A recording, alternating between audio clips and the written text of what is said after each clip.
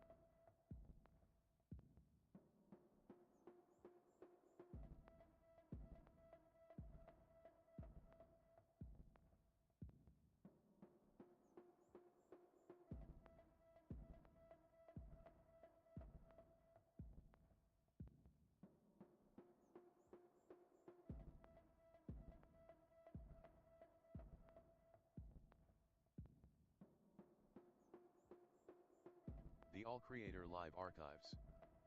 Hello everyone. Please follow the YouTube guidelines. No spamming, no breaking up messages, no fighting. Sit back, relax, and enjoy.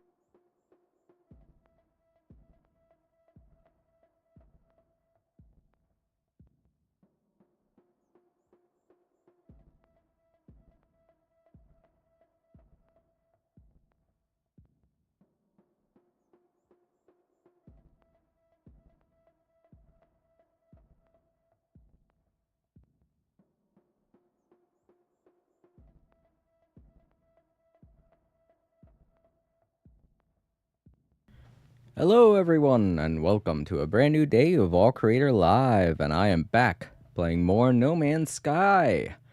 And we're still doing the Adrift Expedition, which I think has 1 week left. Let me double check that.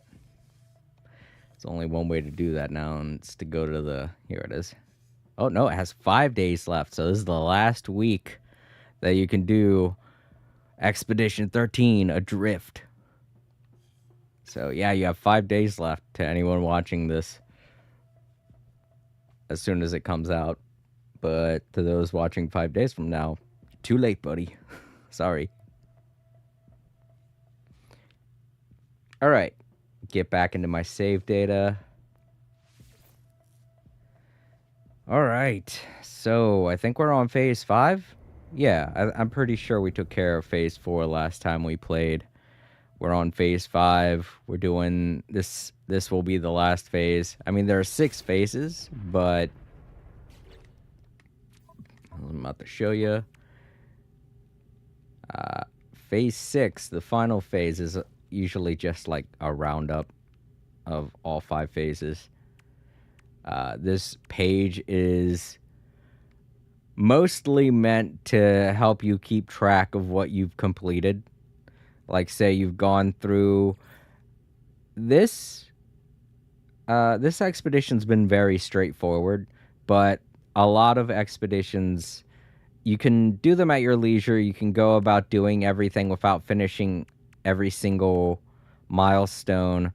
But if you leave out certain milestones, you will not get the very last, you won't pop off this very last thing here, which is the completion, which is a reward you only get for completing every milestone in each phase. You don't have to complete every milestone in every phase, but it is recommended that you do, because that's the only way you'll get the final reward, which is showcased here. Once you complete every phase and get every single milestone done, you will get the 6th reward, the reward for the 6th phase, which in this instance is a new ship, I think, a new starship. What does it say?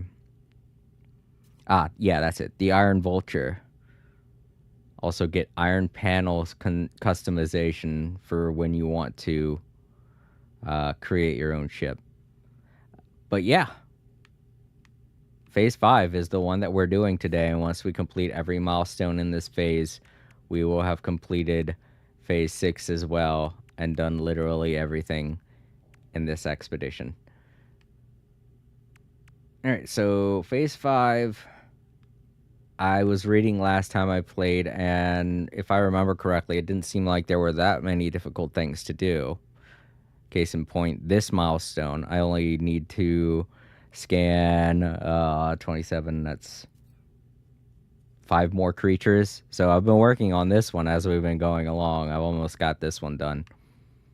Oh man, my controller's gonna be kind of weird, so anytime you see the cursor going straight up like that, it's not me that's doing that. It's the controller. My controller is just buggy.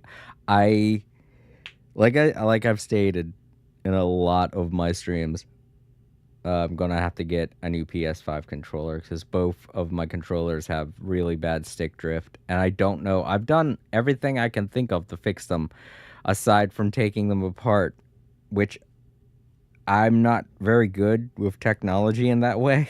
So I'm sorry to anyone who's frustrated, like, all you gotta do is just pop this open, and I'm like, I cannot.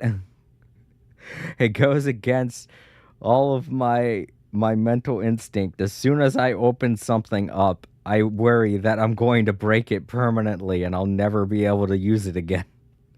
You know, and I'd rather work with stick drift than just not have a controller at all.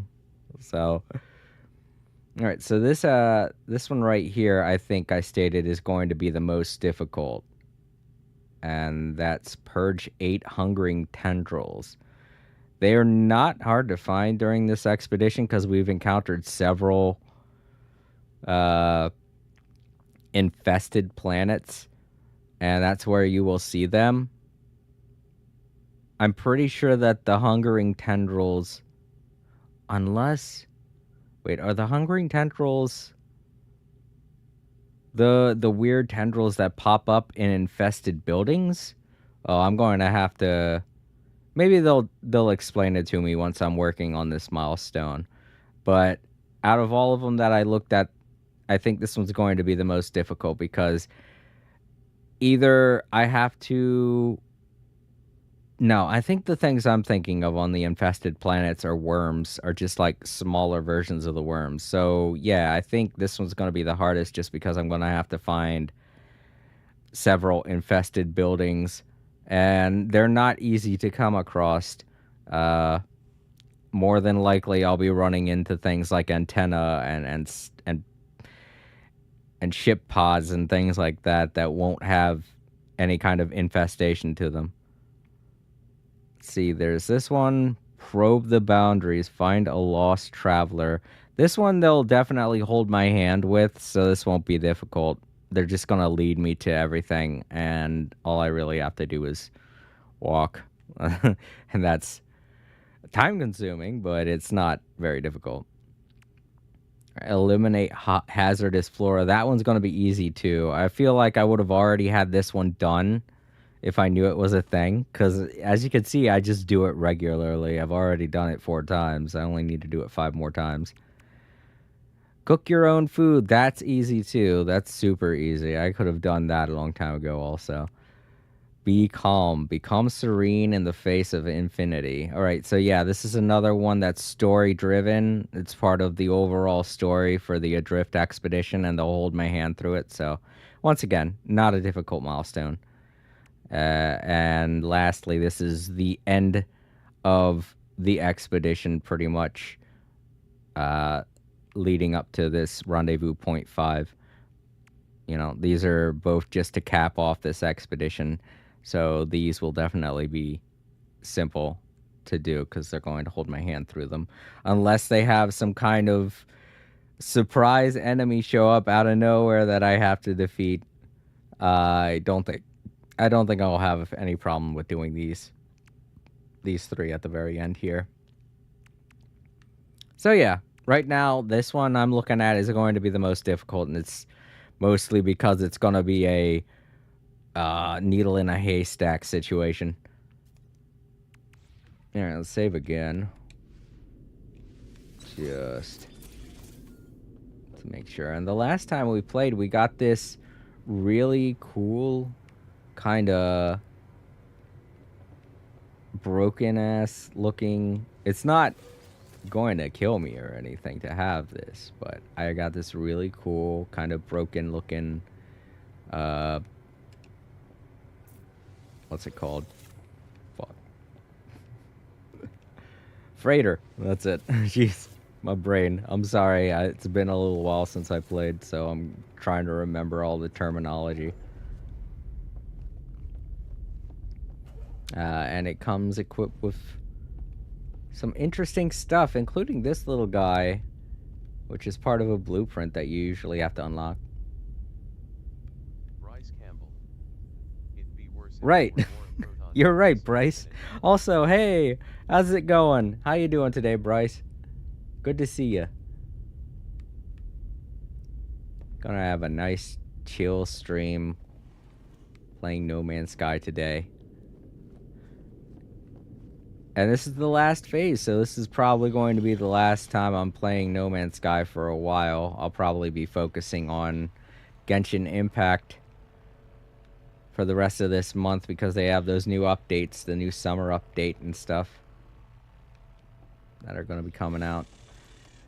But yeah, I think these types of freighters are interesting because they don't have any crewmates or anything on them. So they're way more unique than a lot of the other freighters. Certainly way more unique than the freighter I have because it has these flags on them too, which is neat. Oh, cool. So you enjoy reading. I have already expressed this before, but I'm not a big fan of reading myself. I've never been a reader, and it's mostly because of my dyslexia. It hurts my brain to read. Grab my soda over here. I need to take a drink.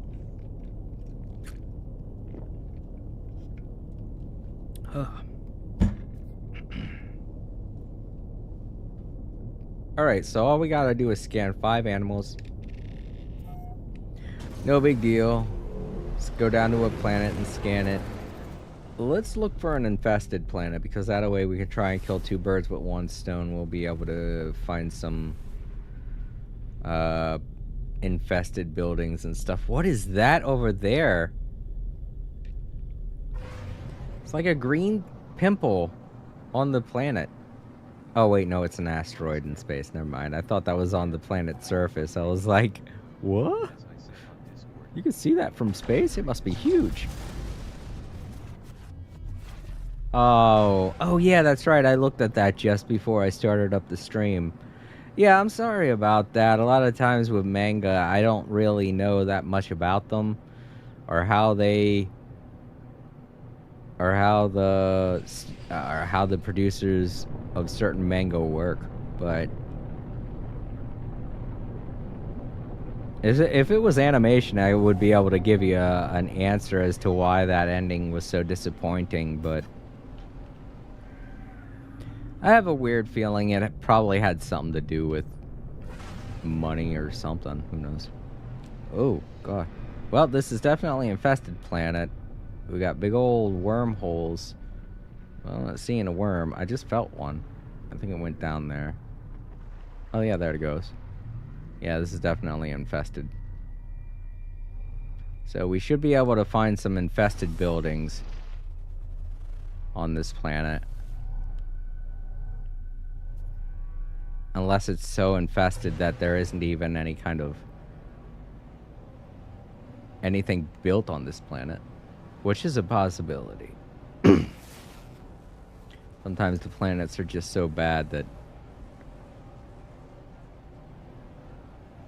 nobody's even built anything on them.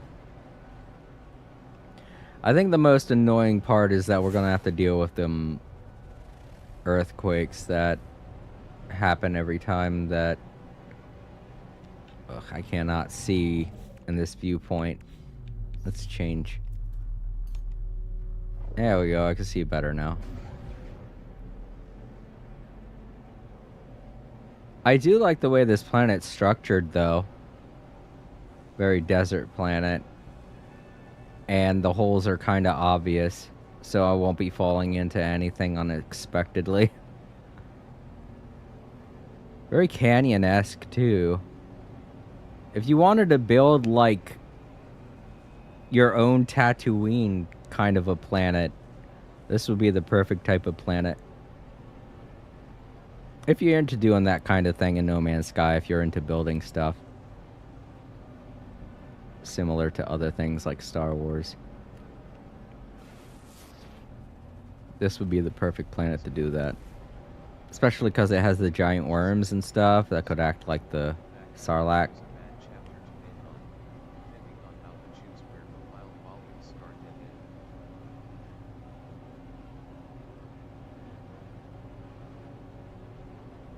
Oh. Yeah, see, I don't know nothing about that. My sister would be the one that knows about that. She's an avid reader. She loves books. She has so many. We even have a garage. She pays a monthly service for a garage, or not a garage, what's it called? A storage thing. Whatever they're called. She pays a monthly fee for it just so she can have a place to put all of her books. And I'm like, God. If it were me, I'd be like, I would just donate all of them. I don't even have that many video games, you know? Not that video games take up that much space. In fact, most of the games I have these days are digitally downloaded onto my systems. Okay, yeah, I'm not seeing any buildings on this planet. We're gonna have to go to a different planet. And this one just has absolutely nothing to it.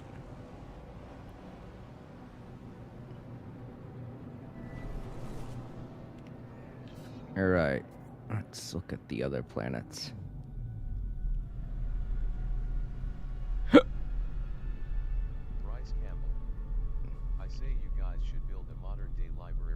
Oh, what the? I'm not seeing any. Yeah. Oh, believe me, I've thought about what I love. The kind of home I would love to live in. And if we had our own rooms... Wait a minute, what's that?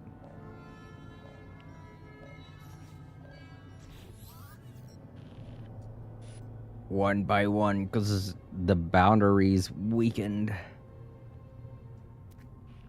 The crimson ebbs begins to fade. Okay. Eh? Alright. And then it left. Whoa! Okay. That was weird. Huh. I have no clue what that was. Also, if you're wondering why I'm steering so weird, it's because my controller is acting up. Alright, let's go to that planet and see if there's anything to it. Will you stop, controller, please?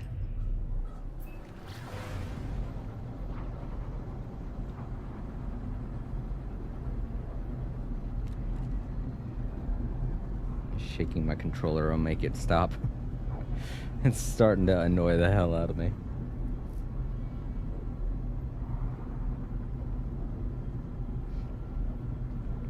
A relatively small planet to have a ring around it like this. Very weird.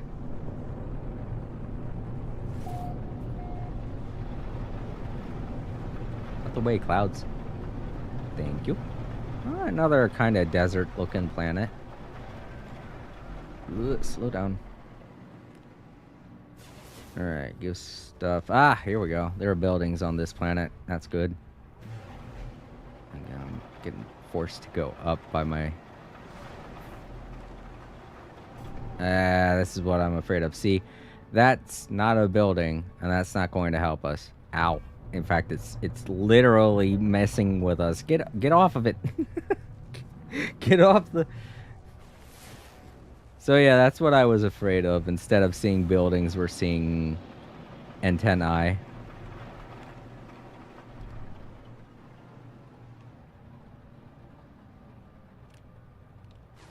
Another antennae. Great.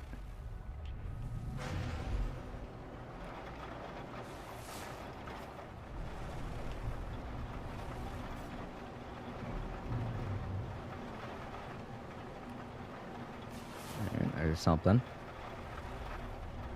Unknown building. Alright, says it's a building. Okay. Might be infested. It looks like it has infestation around it. Yeah, that's infestation.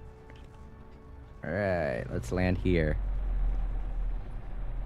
We can scan the area for creatures and see if I can get one of those tendrils. As if there are creatures on this planet.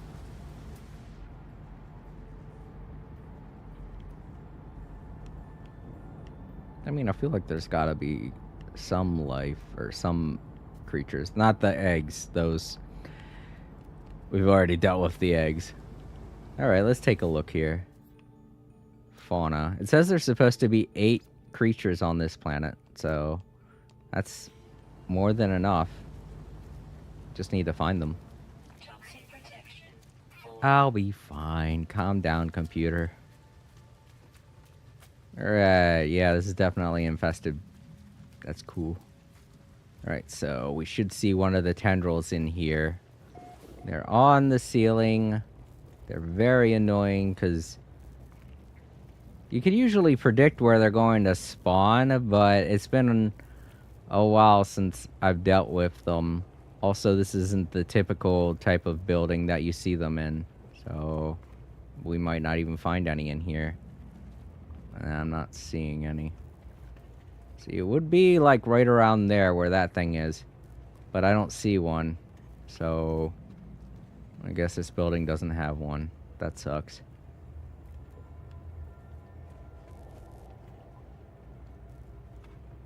Alright, see, I'm not even touching the dang controller, and it's moving my character. I'm not doing this, it's the controller. It's being a jerk.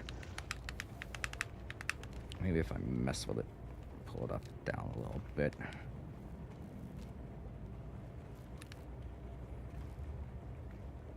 Alright. Teach it who's boss. Just be like, work. Alright, well, that's disappointing, but this is what I said at the beginning we'd have to deal with. These tendrils don't show up all the time, but these would be the type of buildings that you would see them in. Kind of have an obvious look to them. But you're never going to be guaranteed that there's going to be one inside.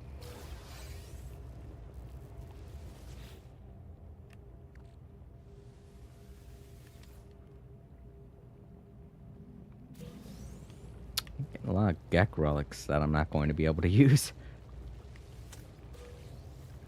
These relics, whenever you get one, you're supposed to be able to turn them into the species related to them, and you get rewards. Alright, well, that didn't help.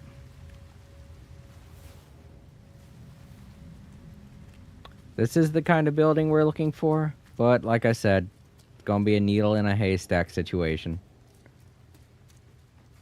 Kind of the luck of a draw, too, or the luck of the draw, also. So let's take a look and see if we can find some creatures to scan, at least. That's another thing that we gotta do. And just our luck, there's no animals anywhere around this building. Kinda unlucky today. We were very lucky yesterday. Yeah, maybe I should have bought that lottery ticket. Alright, well, it's my fault.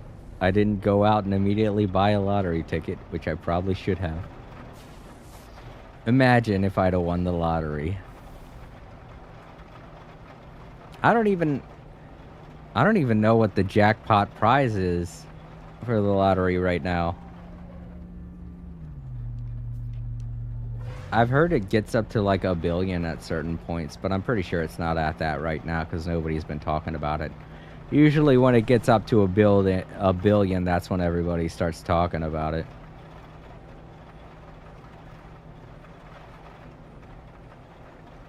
So if I did win the lottery, it wouldn't have been a very big jackpot. Just like, congratulations, all your luck went into getting a few $100,000. Hooray. I mean, I'm sure I could spread that if I was smart. I could spread it into the rest of my life. That way I'd never have to work again, at least. But you know, I'm not gonna live as comfortably as I would if I won $1 billion. Alright, what we got here? Another antenna? I don't see any building. Yeah, it's another antenna.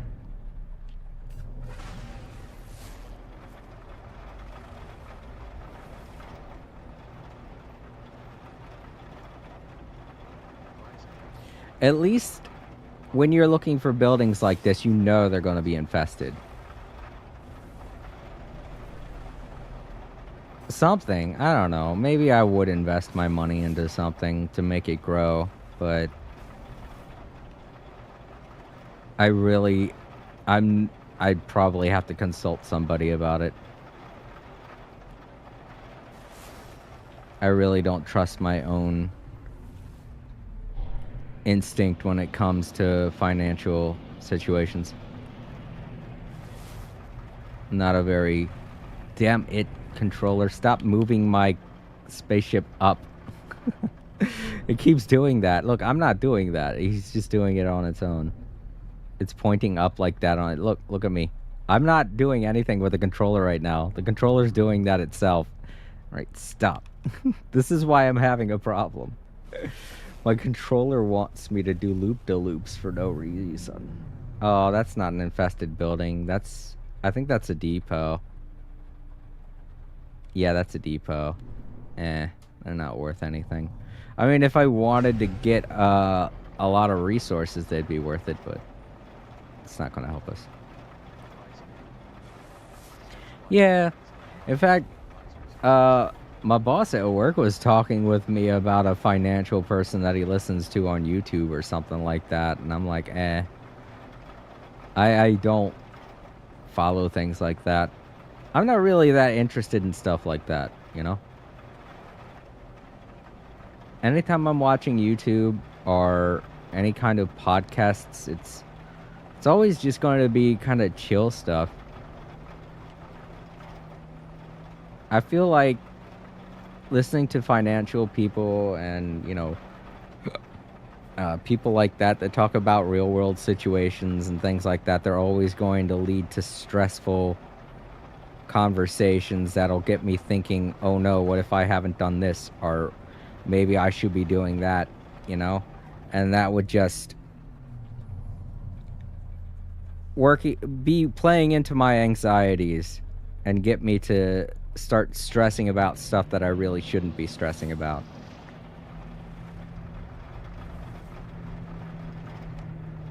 Anytime I'm watching a podcast, it's usually just a bunch of dorks talking about stupid stuff related to video games. Fellow dorks, I guess I should say.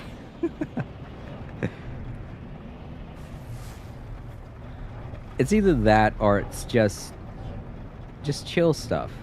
You know, like some light jazz music. I don't even like jazz that much, but if it's just generic enough, I'll listen to it, have it in the background, or to help me fall asleep.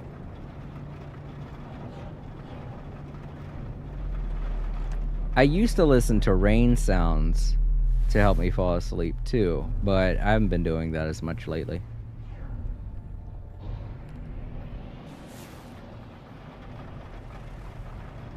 You know, when I'm sick, that's when I'll usually listen to rain sounds. I don't know what it is, but when I'm sick, it's kind of hard for me to get to sleep because I'll be feverish, I'll be hot and sweating, and I don't know what it is about the sound of rain, but it really does help me feel cooler. I don't know. It just helps me get to sleep when I'm not feeling good.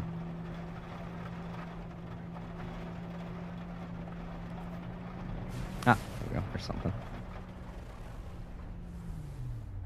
Oh, I can't see. What is it? Stop. Come on.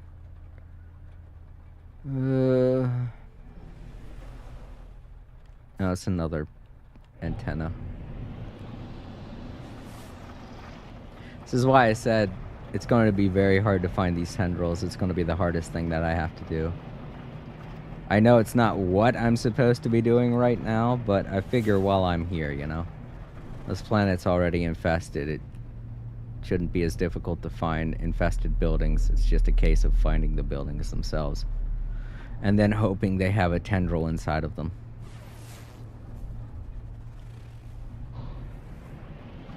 I'm just happy this isn't a mountainous planet, because then it will be difficult to just maneuver.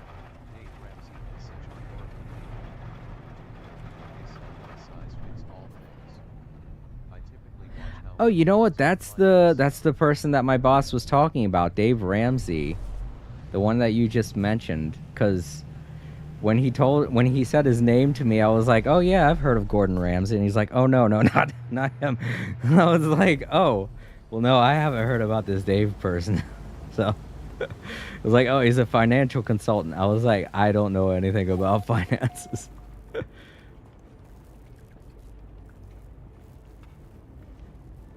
Alright. I'm not seeing any tendrils here either. If it's not in this room, then it's not in here. No. Darn it. Hey, Artemis, welcome. It's good to see you again.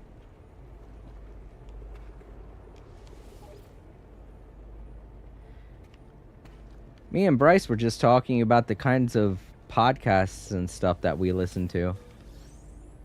Do you pay any attention to any kind of podcasts or anything, Artemis?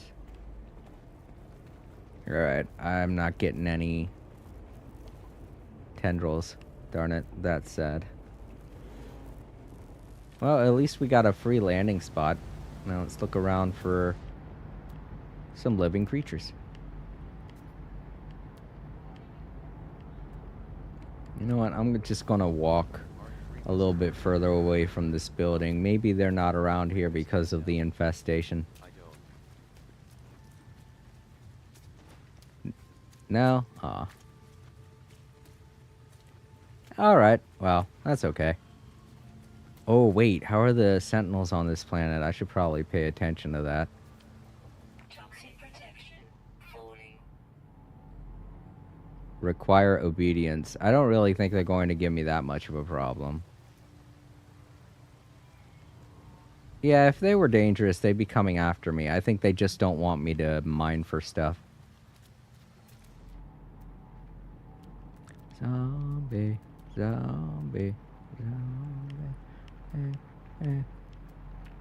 Ah, there goes something.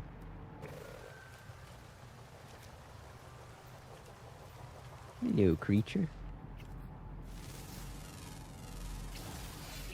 R3 Miss 10L. Alright, controller. Might need to go Calm now. down. Good night. Anything else? Whoa. Oh, there goes a hazardous flower. Oh, okay, Artemis. It was good seeing you. Thank you for stopping by and saying hello.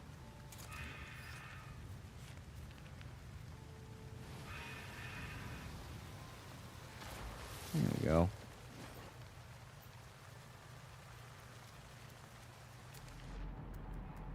I guess I could use this to my advantage. I don't have to hold down the controller if I keep moving.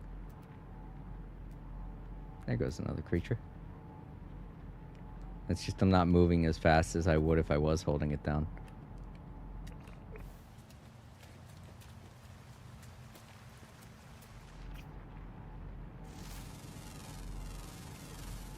Alright, that's two.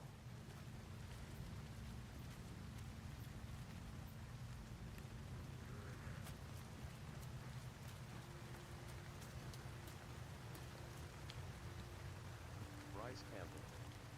Dave's stuff tends to be awful for a variety of Oh reasons, gosh. so I would Yeah, that's one thing that I don't like about these podcasts is a lot of them just try to sell you stuff. It's so stupid. Like, why would I want to listen to somebody try and sell me something? You're kind of alienating your audience, then you're kind of making them listen to you at that point, you know? They want to listen to you because they enjoy your type of conversation. That's the way I feel podcasts are supposed to be. You're supposed to have topical conversations that people are interested in. You start using your platform to sell stuff, it's just going to make people not want to listen to you. Yet surprisingly, here we are with so many people out there that have so many different types of sponsors. It gets ridiculous. Like in the 90s, you saw people like that and you would accuse them of being sellouts. But these days, it's cool to be a sellout, and it's like, why? It's like, why is it cool to be a sellout, you know? Because I know when I'm watching something, I hate seeing commercials pop up, but I know they're necessary to keep the commercials running. Or to keep the show running. As far as a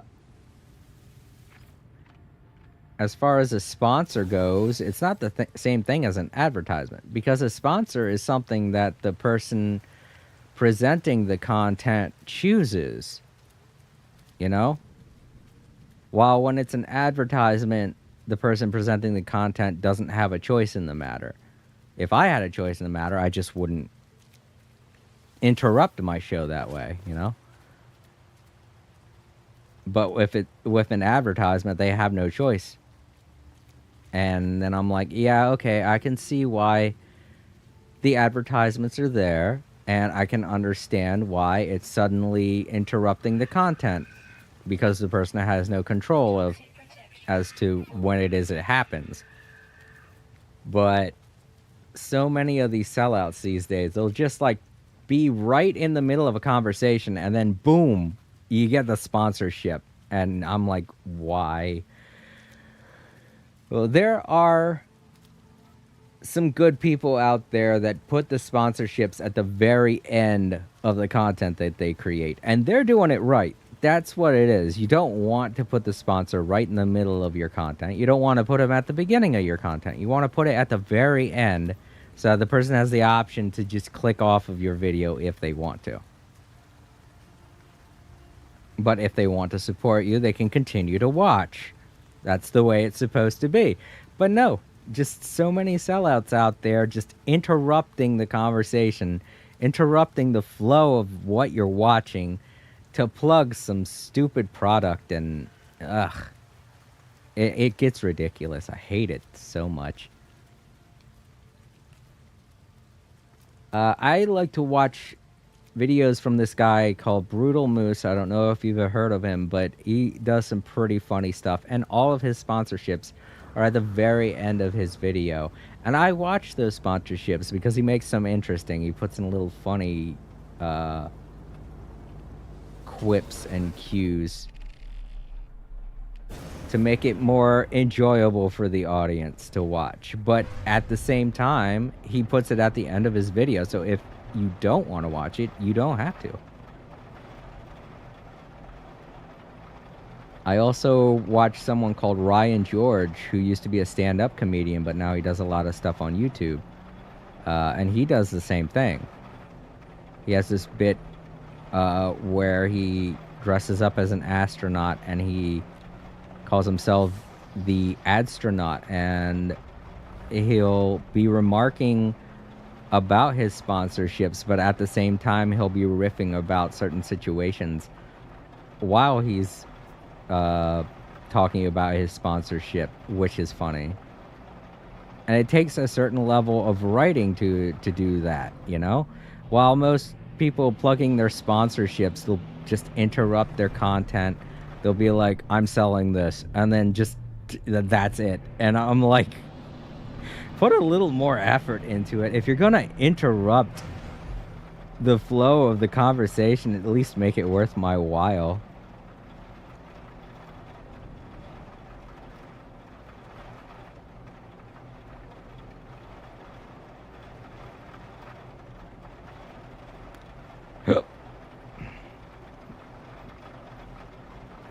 I don't know. I just feel like that's a way better way to deal with sponsorships. And I realize there's a level of negotiation that goes into having a sponsor. Like, certain sponsors will not work with you if you don't do that. If you don't put the sponsor in the middle of the video or at the beginning of the video. But why would you want to work with someone like that? You know, someone that's willing to cripple your video, cripple your content just to sell their stuff. It's like, have some dignity, man.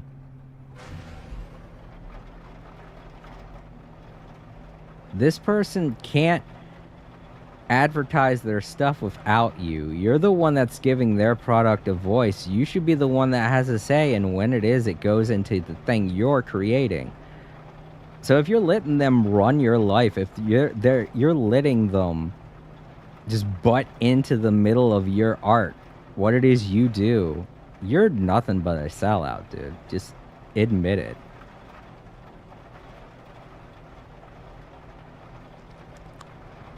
Here we go. I didn't even have to scan for that one. I just ended up finding it. Sweet.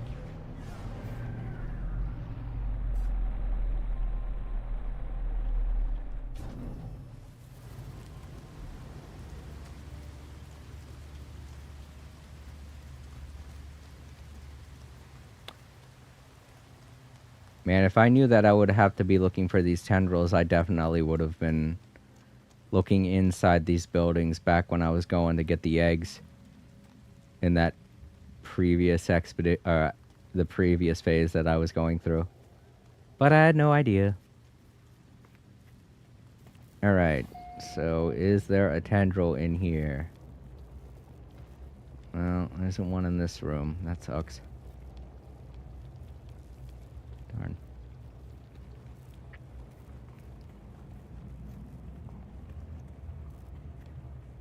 I mean, at this point, I want to find one just to show you guys what they look like. But I'm not running into anything. Damn. At this point, I'd be like, please attack me or something so I can find you. A trillion. That's a little bit much, especially given that the most anybody makes these days, any of those big shots make, is $1 billion. So a trillion, I feel like if there were trillionaires in the world, our economy would have to just get scrapped, you know? I'd be like, that's it. We gotta scrap all forms of monetization. We gotta start over again. Trillionaires should not be a thing.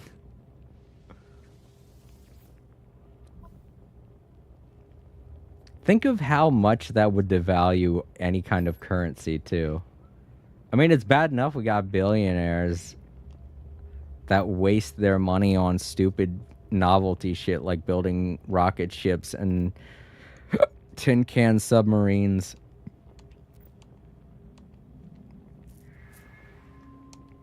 But then we'll have trillionaires fucking buying islands and using them to hunt people and shit like that.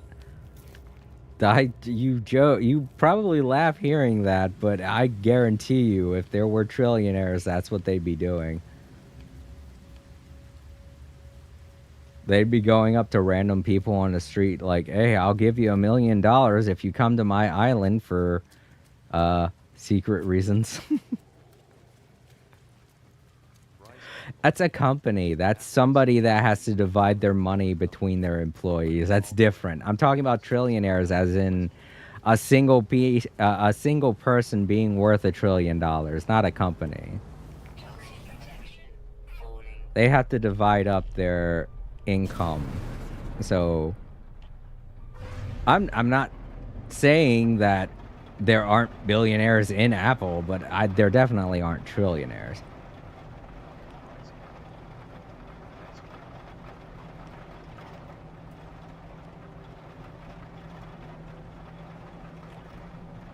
Yeah. If there was a single human being that had several $1 trillion in their bank account, I feel like we'd be in a dire situation at that point. There'd have to be some kind of end to them. I'm not suggesting anything, but I'm just saying that would be very dangerous. That's a dangerous amount of money for one human being to have.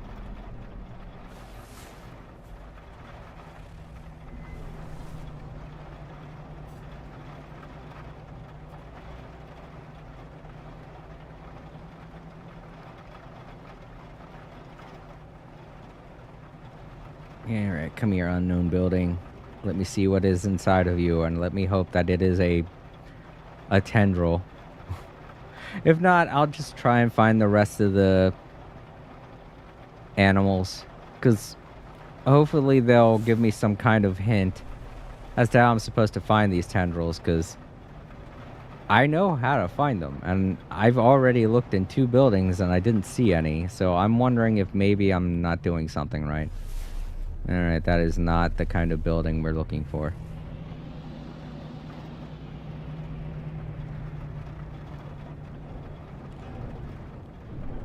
And that's not a building at all.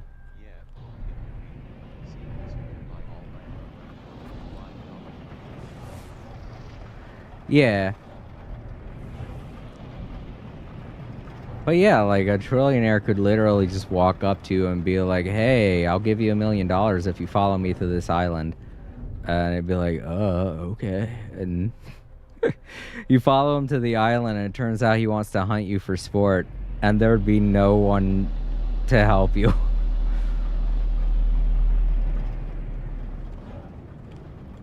That's just another reason why you can't really trust people with money. Because people who have money, they do the dumbest things. Just on a whim, they'll want to do something, and because they have the money to do it, they'll do it.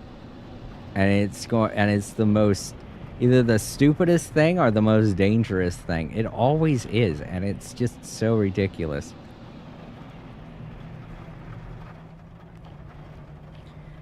They don't have that compulsion to think about what they're doing like any normal human being would, you know, because they've never been raised to know any better.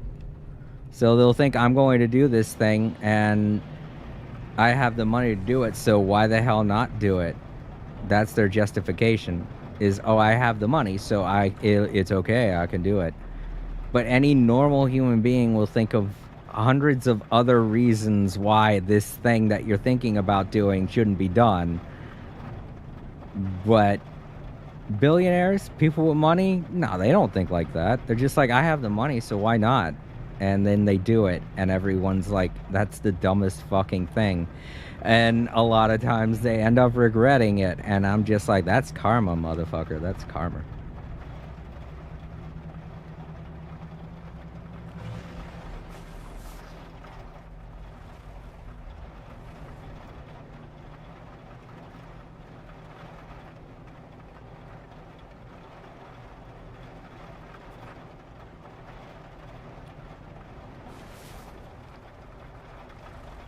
I'm not seeing any of the buildings. Alright, come on. Sorry, I'm going to be messing around with my controller a little bit again. We'll go.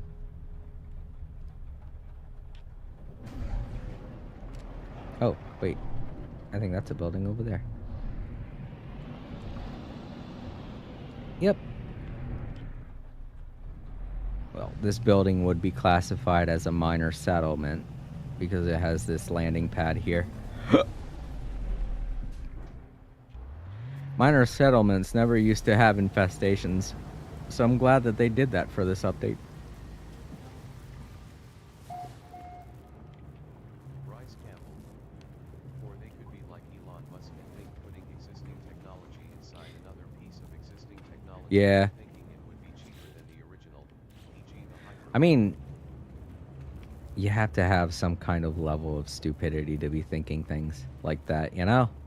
To just think of, I'm gonna do this and it's gonna revolutionize the world, and then it doesn't. I feel like the majority of things that have revolutionized every industry in the world usually come from the minds of poor people, you know? That's how they end up making money in the first place.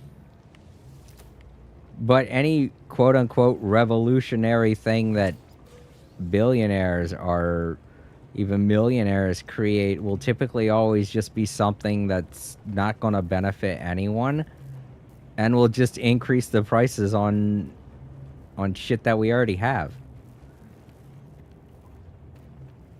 I don't know who it is that owns Apple. I can't fucking remember all these stupid billionaires' names, but they created that, I don't know if it was Apple, I can't remember who it was, that stupid ass looking VR headset that's not even VR, it's just an AR system, and they're charging ridiculous amounts of money for it.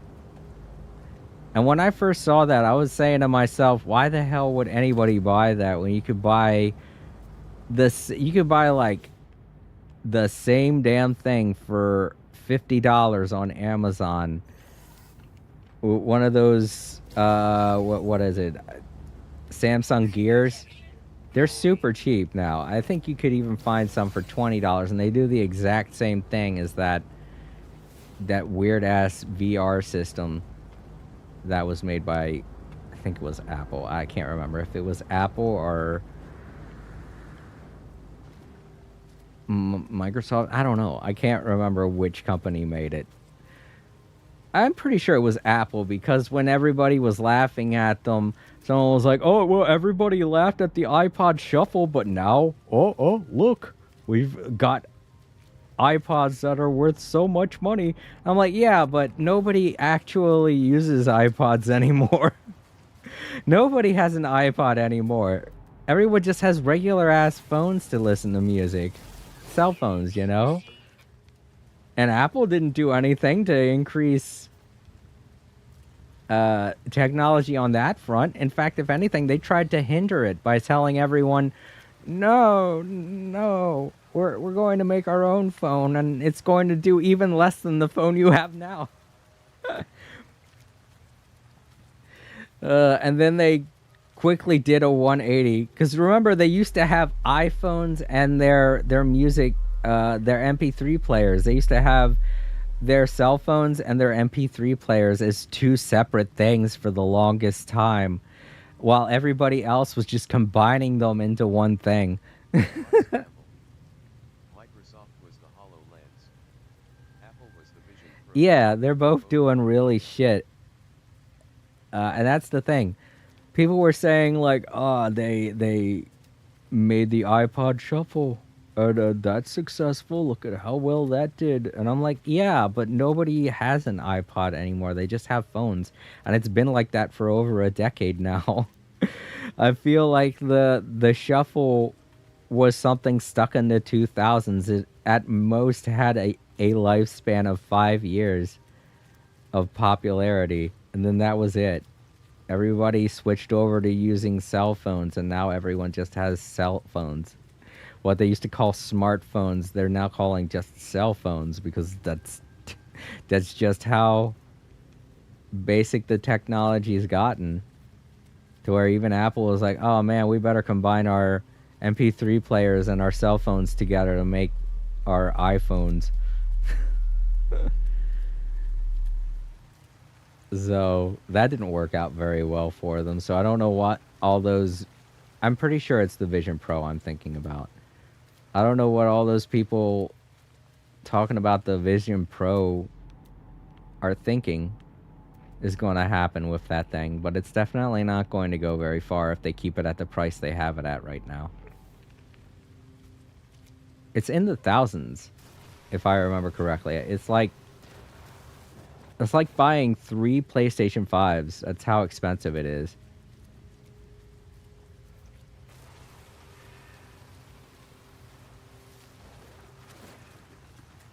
Yeah.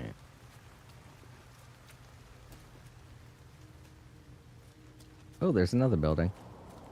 Right next to the building I just looked through. Man, we gotta find these tendrils. Well, at least we're finding plenty of these plants. And these are the safer ones. Because they're easy to see. Well, there we go. We took care of those hazardous flora. They're easy to see, and they give you oxygen. So they're very useful.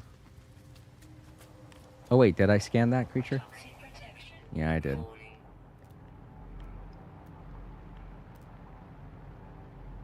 Oh, that's a depot. But it looks like I can go inside of it. So maybe it's an infested yeah, it's infested. Alright, so maybe there are some tendrils in here.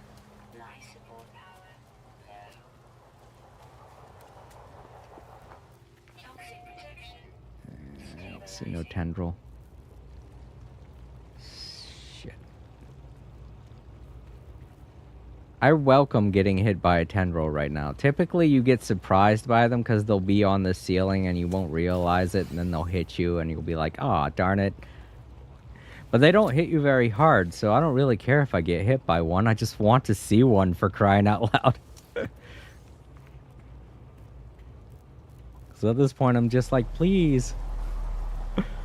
I want to find a tendril. I think the iPhone was always essentially MP3 player plus phone from the beginning, but people just bought the iPhone because it was more convenient and Apple just let it cannibalize the iPod. Right. I mean, that's what I mean to say when I said that they merged them both together.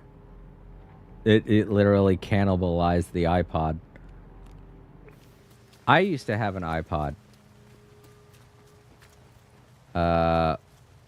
I think it was like the Gen 3 iPod Shuffle was what I had. I had that for a little while.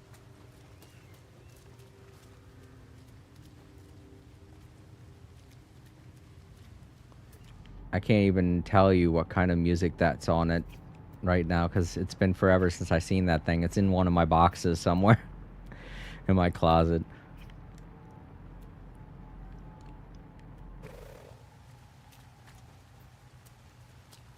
Dude, someone tried to steal it from me once.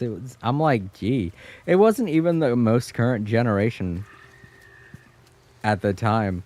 And someone tried to steal it from me, fought me for it, literally. I'm like, what the hell, dude? You want to get beat up over a fucking iPod Shuffle. Not even the most current generation.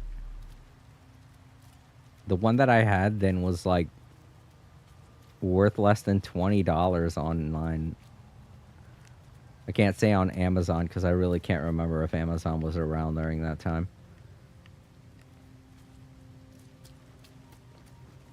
Probably just some crackhead trying to get it so they could turn it in for any amount of money.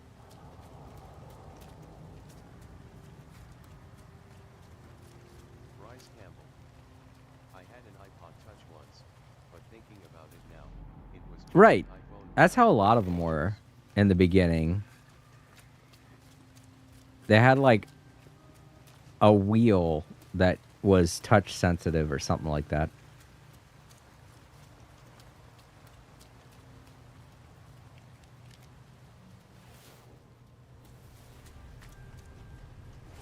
All right, let's get back to my ship. It's over that way.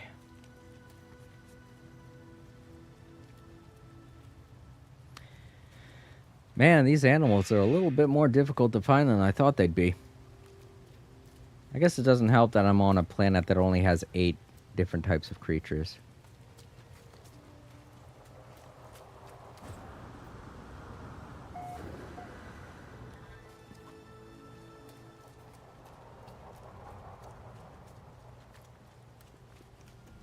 But yeah, as expected, that tendril milestone, that's going to be the hardest one to deal with. Yeah. I just gotta make sure. Look around for any red dots. Also hoping my controller would stop moving me around.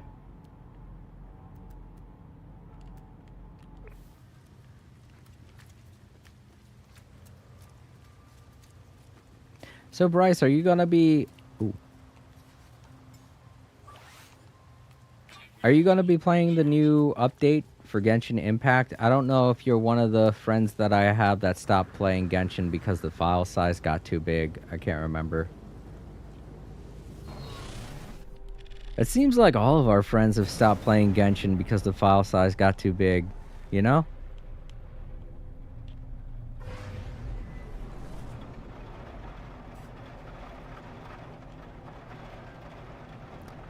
That's a little sad too when you think about it.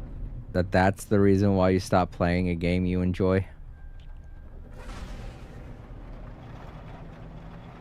A little telling too, like something's gotta change. People have either gotta lower the prices on external hard drives or make it more, or make the game more accessible. I don't know how. Here's a building.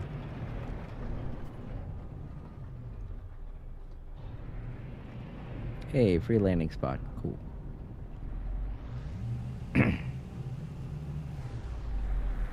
Oh yeah, I forgot to collect the reward. Oh, stinking controller. Oh, cool. I can't increase. Do I want to do that though? Yeah, let's do technology upgrades. They're a little more difficult to get than the storage.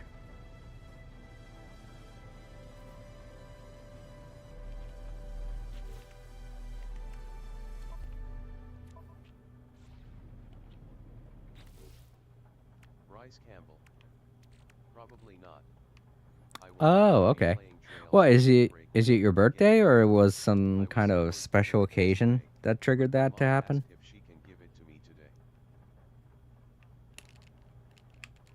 Because if it was your birthday, I'm sorry, man. I had no idea. I would have wished you a happy birthday. Damn controller. Trying to fix it. Sorry, everybody. I heard that messing with the joystick like this helps remove whatever gunk's causing the stick drift. Oh, dude, I have nip buds. That's not cool. Let's put that in my suit so I can sell it later. Had no idea I had such a dangerous item on my ship. Yeah, nip buds. They're trying to get me in trouble. Starship inventory. Why did they give me those? Just get me in trouble with the law. Giving me something illegal.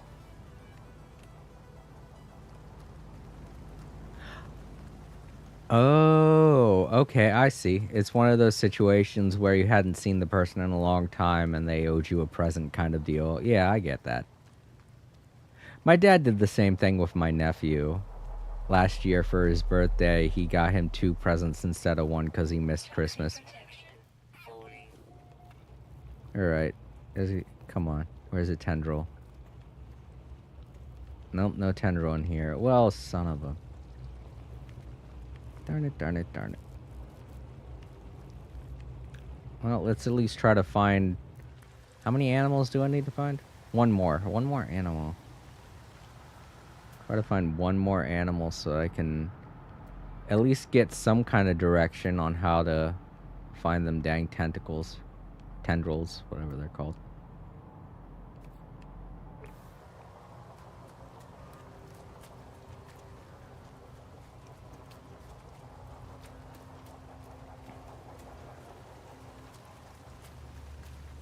On a planet that's got 8 species,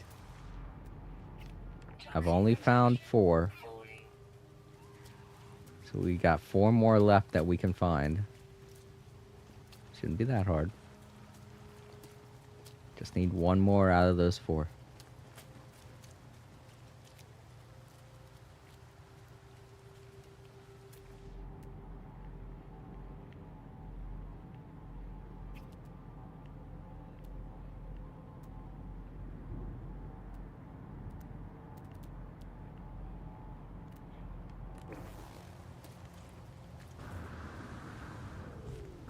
Whoa.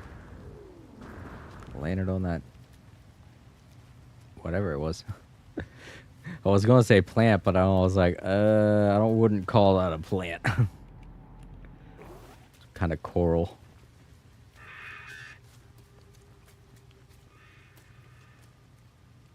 Captain Draco. Hello.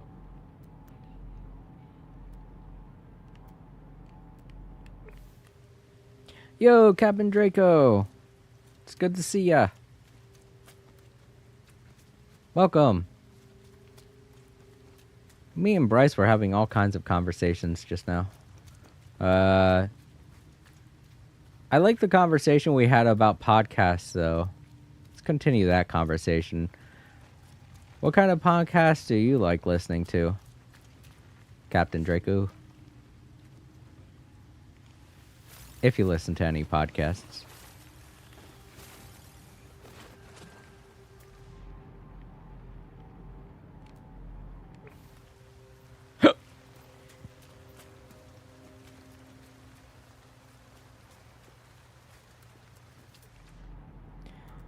This is bound to be a very chill stream. Bryce Campbell. It might be a while before I get back to Genshin because I have other games to play. Oh, right. You about them once before. Captain Draco. I don't You don't? Okay. Well, that's cool.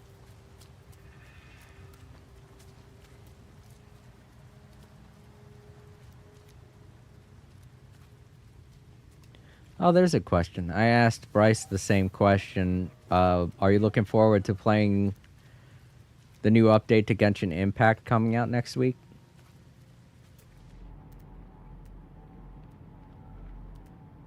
Because that's mostly what I'm going to be focusing on.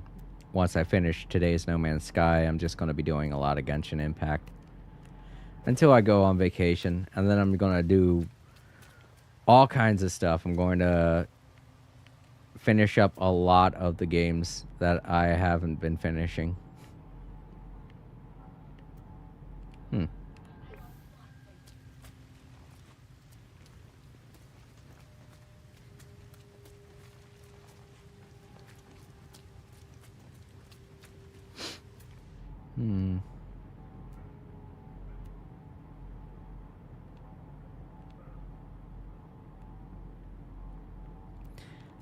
I don't know where these... Maybe they're underground. Let's take a look. Captain Draco. Well, there's supposed to be a flying one. Waiting so long for Natlan. Oh, yeah? Sweet. Captain Draco. Have you seen that trailer to Natlan? Yeah, I have. The new characters look pretty cool. The one with the bandana I'm mostly interested in. I want to see if he's like a Diluc type of character. Okay, there's supposed to be a flying creature that's supposed to be diurnal, which means it's supposed to come out during the night. But I haven't been seeing it at all. And there's supposed to be ones that are underground, so let's go into some caves here. I forgot that specific creatures will show up in caves. Bryce Campbell. Natlan And it's so weird that I haven't been Live seeing archives. this flying creature. X.8 patches are usually temporary areas. Bryce is right. It's going to update in September. That's when we're going to be going to Natlin. What I mean to say when I said the next update, I meant the summer update, the one that's going to be coming out next week. Are you excited for that? Because I am. I'm going to be getting Carrara for free. That's awesome. Going to be getting to see a new area. Going on adventures with my favorite characters. I mean, Nilu's great. She's not my most favorite character, but I do like Carrara and I like Navia, so this is going to be fun to me anyway. Man, I'm starting to get very impatient here. Where the heck is this stinking animal?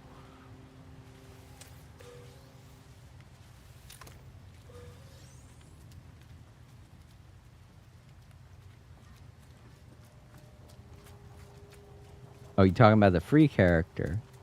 Yeah, getting a free character is always great. And if I can't find this flying creature, I really need to find a cave or something. I think it'd be easy to find a cave.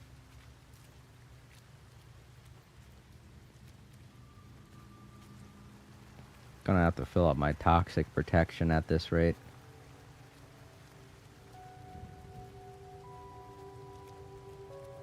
I'm pretty sure that journal means night. Toxic protection. Falling. Unless it means day. In which case, maybe I'll see the flying creature now. Captain Draco. I'm bound to be spending money for the new skins that are coming. Yeah. Bryce Campbell. My mom will be dropping by soon, so I'm going to go. I might be back, but if not, Alrighty, Bryce. have fun. With how long this phase is taking, I may just still be streaming later on when you come back. But enjoy your meal.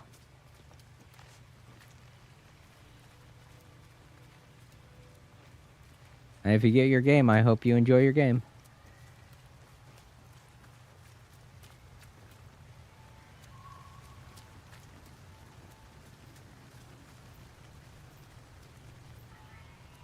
I'm so glad the Sentinels on this planet aren't assholes. That would make this a lot more difficult. Just gotta make sure not to mine anything in front of them. Wrong fucking thing. Thank you.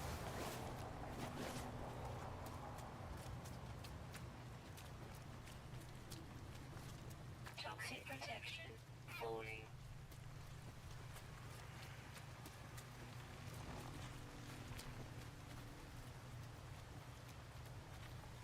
Got a couple minutes before I have to recharge that.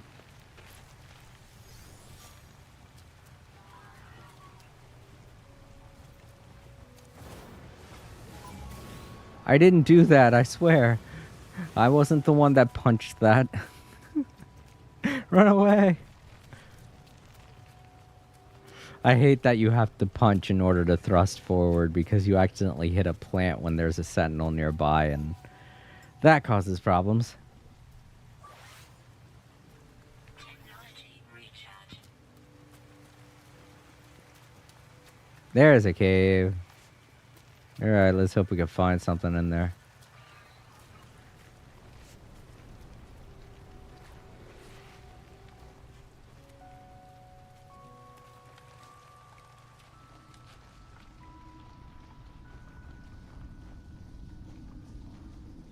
Alright, monsters, where you be?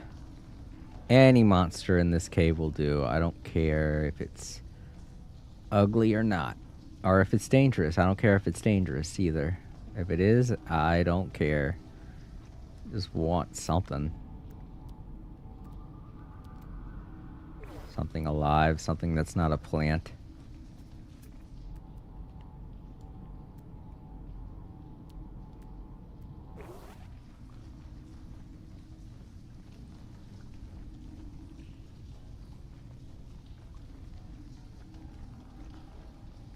Boy, it's hard to find the entranceways to these caves, but when you find them, the caves are kind of sprawling. That's good. This means more spots where a creature in these caves could spawn from.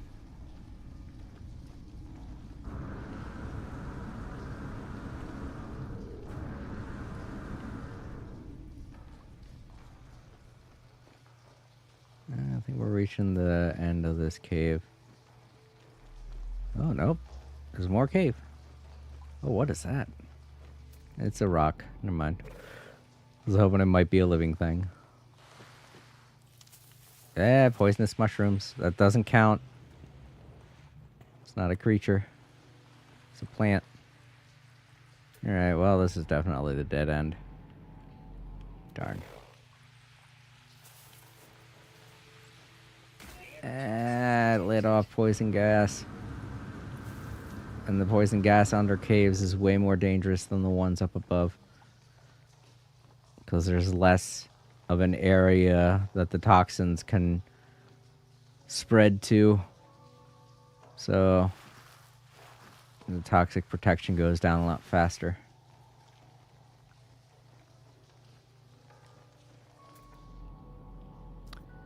Man, there are supposed to be 3 creatures that spawn underground. So you would think finding them underground wouldn't be that difficult. Because I don't think they're classified as rare, right? Uncommon, flying, diurnal, rare. Oh, they are classified as rare. Well, that one's uncommon, but still. Oh, man, I gotta stretch a little bit here. Hold up.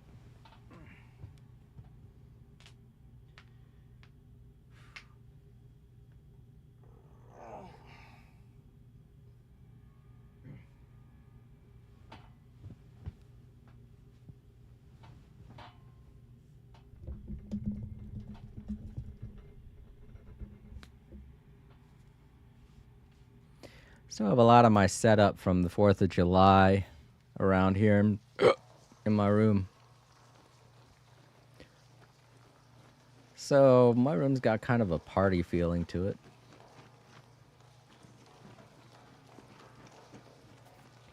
Me and the family had a lot of fun this 4th of July. It's very rare for us to celebrate. Next year, I know we aren't going to be doing anything for the 4th. I mean, I can't speak for all of them, obviously. Some of my family members are going to be celebrating in some way or another. I just know I won't, because I'm going to have to sleep most of the day.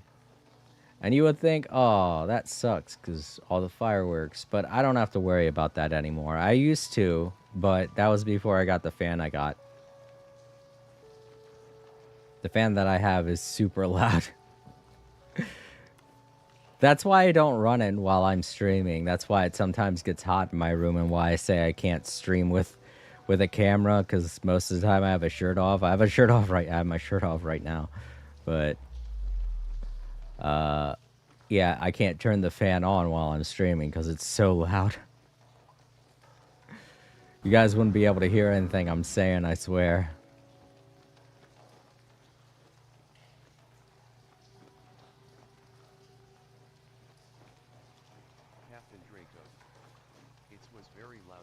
So my family didn't celebrate. Ah, there we go. There's a living creature. I'm sorry to hear that, Captain Draco. There we go. We finally got that milestone done. I don't know where that creature was. It wasn't here when I passed by the first time. I guess it just spawned in. But yeah, that's why if you're looking for anything underground or in small areas, you're just going to want to keep doubling back to where you've been before, because you don't know when they're going to spawn. Alright, let's get our rewards. Creature pellet, specium, and supreme mining upgrade. That's the one that you want right there. That mining upgrade. Now we can mine larger objects. Alright, the hungry tendrils. Those are going to be hard. Reach an infested planet to begin the hunt. Well, this is an infested planet, I think. Maybe. Captain Draco. At least I was able to watch the Oh yeah, definitely. It's Neurotoxins detected. if you could get a good view of the fireworks, you could have a good time. Back where I used to live up in Maryland, there used to be two really great spots to go in order to Neurotoxins detected. see the fireworks. I think my favorite spot, definitely not the better spot, was Garrett Park. That area was such nostalgia for me. It's not as big as the other place. But yeah, in terms of seeing the fireworks every 4th of July, that's where I used to love going. But I could see them from literally anywhere because of the way Baltimore, the landscape that Baltimore works with. Very hilly, a lot of mountains and hills and everything. But where I live now, everything's just flat, super flat land. It's not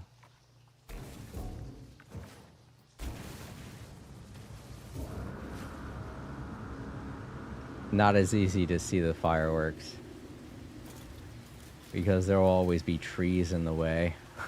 So I'm like, darn. You'll hear them, obviously, and they could be as close as just a block away, but unless you're there, unless you're on that block or right next door, you won't see them. Because the trees go too high up and everything's on a flat plane, you won't be able to see anything. I think that was the thing that got me so upset, was the fact that I couldn't see any of the fireworks I was hearing. So I was like, you know what? Forget it. I'll just get something super loud and play it on the 4th. And for a while, I didn't know what to get. You know, something that I could use that would make it to where I could sleep, but would be loud enough to drown out the fireworks. And I've had several fans before, but they were not powerful enough. They were not loud enough. But I found this really great fan, and it was like talking about how loud it was, and it was saying it like it was a disadvantage. And I was like, you know what? No, that's an advantage to me. I like that. It was even priced lower than a lot of other fans because it's so loud. It was just like loud fan, something something, price adjustment. And I was just like, I don't think that's a disadvantage. I know a lot of people want quiet fans, but I'm like, no, the louder the better. I don't know what it is about the noise of a fan. Well, according to what I've read online, it's because it's the sound of a motor is kind of like the sound of blood flow, something like that. And the way that the blood flows in your brain, it kind of will match that sound, and it's more comforting to your brain. So it helps you fall asleep.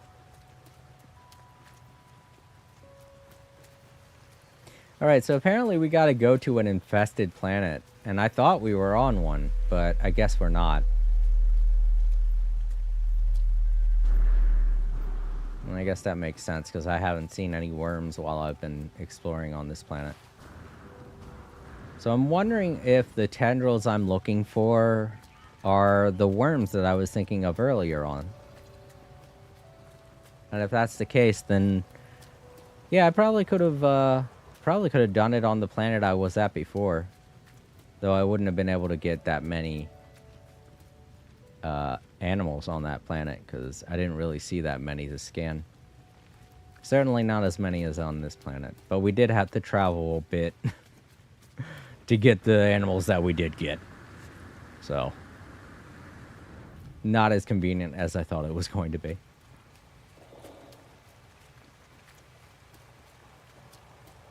Had to travel pretty far just to find the entranceway to a cave. But at least the caves are big when you can find an entrance.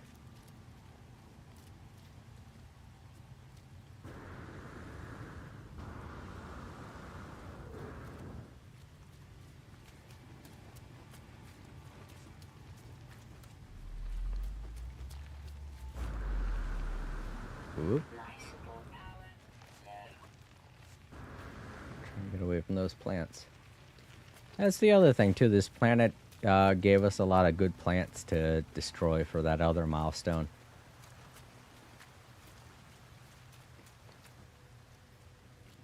That milestone can be difficult depending on what kinds of plants you're dealing with on the planet you're on. Because I think the plants that annoy me the most are the snapping plants. Those are very annoying because they have such a huge hitbox. It's ridiculous. Or attack radius, I meant to say. Their hitbox is fine. It's their attack radius that's ridiculous. It's like twice the size of the plant itself, which is weird. Because you would see it and you'd think to yourself, "Oh, that I'm far enough away, it won't hurt me." And then it closes down and you get hit and you're like, "What? I was nowhere near that thing."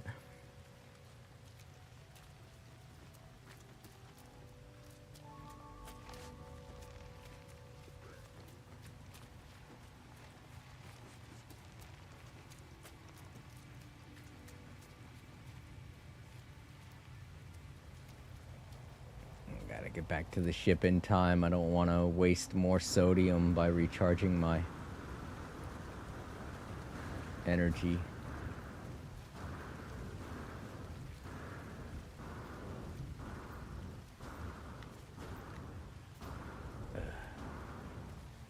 I hate it when you got these hills that are too steep for you to climb with your legs and won't give you free energy as you're going up them.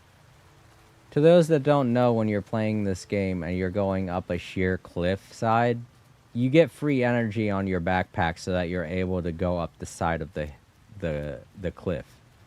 You know? It's to prevent you from getting stuck inside of a hole that's too deep for you to climb out of. But if the cliff is more of a hill and doesn't have an angle that is sheer enough, you won't be able to get free energy, and it'll just be like you're bunny hopping up the hill, and it takes a lot longer than it would be otherwise, as you could just see then from what I was doing. And it can be annoying.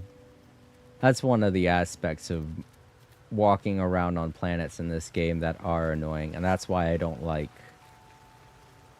mountainous planets. They just piss me off so much. You would think, it's no big deal, just walking, blah blah, no big deal. But when you're walking on a mountainous planet, it gets ridiculous how many times you have to just stop and wait for your backpack to recharge, your rocket pack to recharge.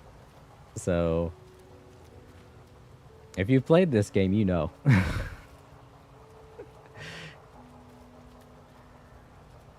And if you saw my my stream of No Man's Sky before the last one, I think it was episode 27. The first time I died on stream, it was to a fall on a mountainous planet. That's what I'm saying.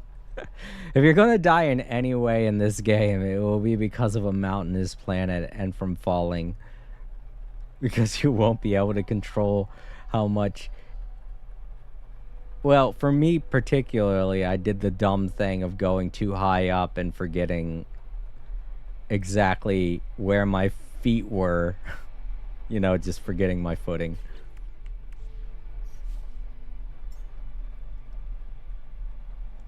I'm gonna take off my headphones real quick.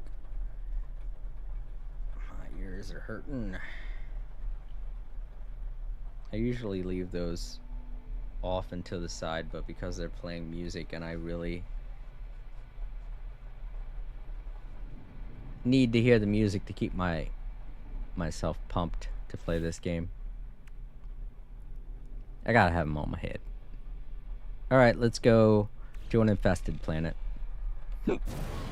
See if we get luckier on that other planet we were on.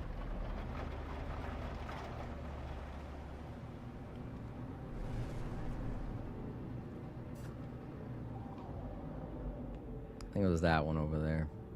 Yeah. Oh, come on. I don't want to target that. Stop targeting people.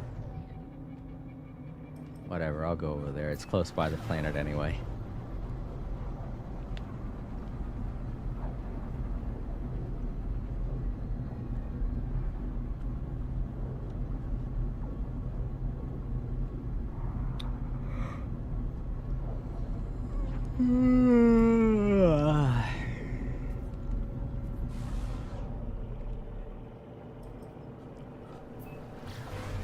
Lipso.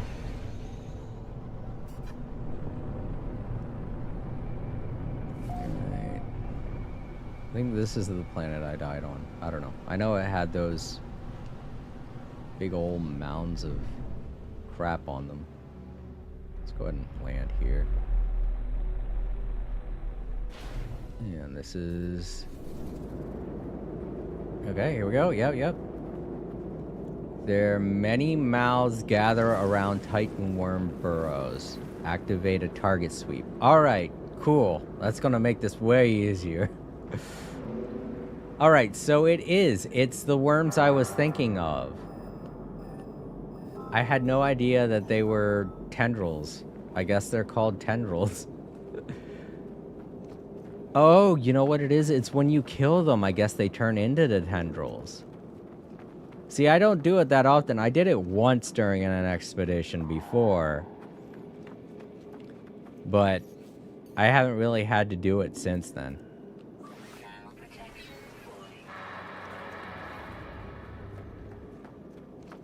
So yeah, this is actually going to be a lot easier than I thought it was, but it's still going to be kind of hard because you have to fight those worms, and they're not very fun to fight. Because they like to attack in mass and shoot at you. And there's nowhere to hide from them. Unlike when you're fighting the abominations. You could just jump on top of a building. But these things know you have to fight them on their level. Sorry, I'm adjusting the microphone. I just realized it was a little lower than I thought it was. Not only that, but you have this big-ass annoying worm causing earthquakes, so it's a little difficult to see. But you'll see when I get there. They are not fun to fight. I'm only gonna have to swap this. I hope this will be able to shoot well enough. Alright, yeah, that's a nest right over there. I think what we're supposed to do is get the tendrils from the nest itself. But I think the worms can also have them. But we'll see.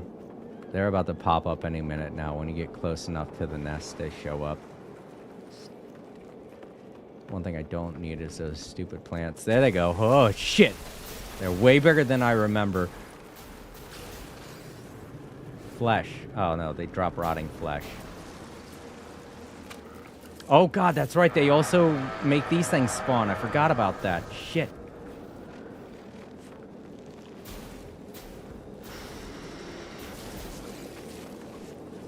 Not fun.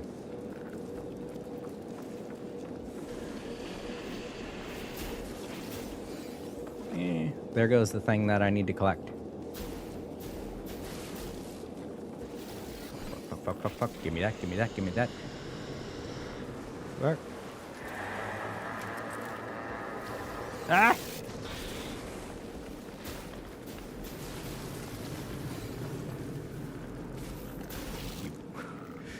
Gimme. Oh shit, I was right next to one. The one thing you don't want these things to do is ram you like that one just did. You do not want them to ram you, because... Fuck, if I knew this was going to happen. I would have probably thought a little bit before attempting this. These ones are not as bad as the ones from infested buildings, though. They're not as fast, and they take a little bit before they attack you. So at least I can say that's one benefit to fighting these things, is they're not as vicious. And they definitely aren't as powerful, because they definitely take less time to hit. Whoa, whoa, whoa, whoa, whoa, whoa, whoa, what are you doing? Go away, go away. I was like, what the hell? Why is it scanning me? I didn't do anything. I was defending myself. Alright, so I got 5 of those hungering tendrils, so we're gonna have to do that one more time, apparently. Those hungering tentacles I think you get from the nest itself, because I think that only gave me those 5 after I blew up the nest. Alright. That was scary, but I got it done. It would be a lot easier if my controller wasn't being so stupid. Oh, we got an upgrade to something. Oh, right, for our mining tool. That's not a huge deal, but at least it's better than nothing. Let's try to find a place to put it here. Will you stop moving? There you go. There. Alright, now we gotta find another nest. There's so many, though. This planet is infested.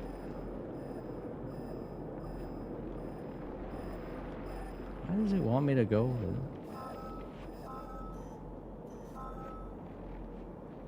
Where? There? Oh, I guess it's like right on the other side of this mountain.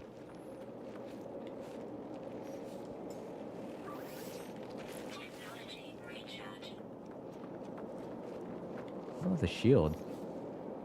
Can I recharge that? Oh, I don't have a battery. It's fine. Fire protection isn't going down that fast. This planet isn't as hot as it could be. But yeah, this is definitely the most difficult mission of this phase. So don't take it too lightly, everyone. I was kind of downplaying it a bit earlier on in the stream, so I'm sorry about that. It's not as easy as, oh god, it's right there. It's not as easy as I made it sound when we first started. It's definitely not fun to do this. That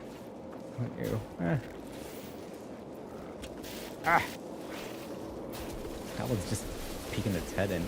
Hey!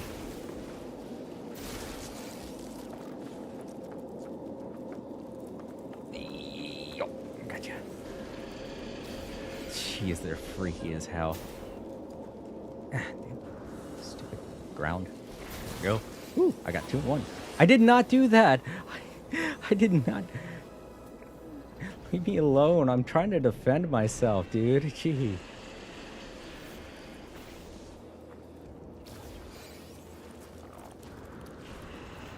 Tank sentinels. Come on, man. I can't defend myself from these giant worms that are trying to kill me. I'm kind of freaking out.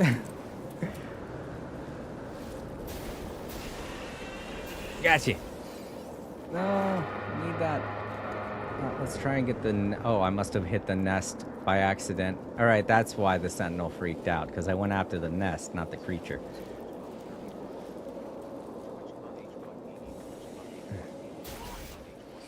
No, they freak out whenever you just shoot at anything.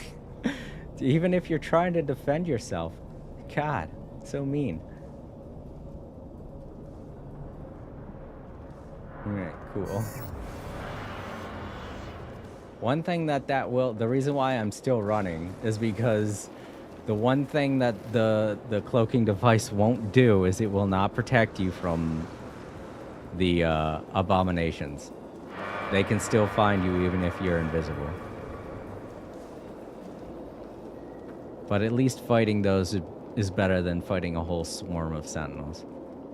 Alright, so we got the tentacles from that nest. Tentacles. I got the tendrils from that nest. By accident. I meant to shoot at the worm. I ended up shooting at the nest. But regardless, hooray! We did it. It was very panicked there for a second, but we got it done. Get all this sodium. Very useful stuff. This sodium. I was trying to find that egg that was rolling downhill before. I must have already grabbed it because I don't see it anywhere.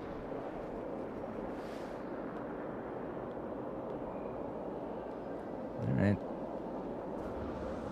You have a limited time to get those things, so it could have just disappeared also. I think that's the most messed up thing, though, with those nests when you're trying to claim the weird eggs that pop out of the... What are they called?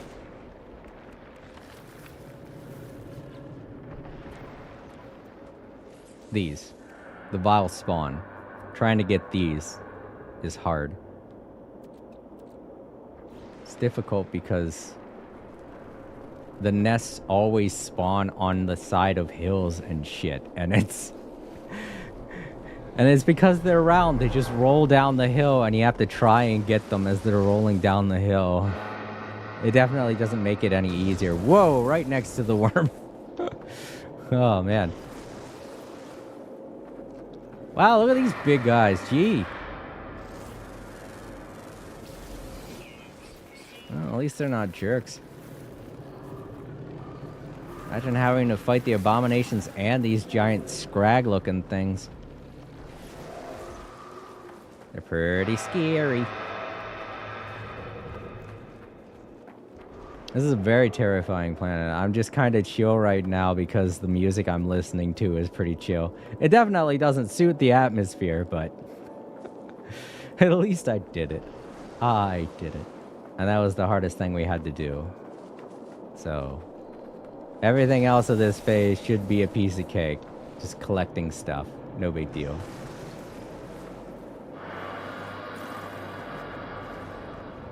Let's just get back to my ship.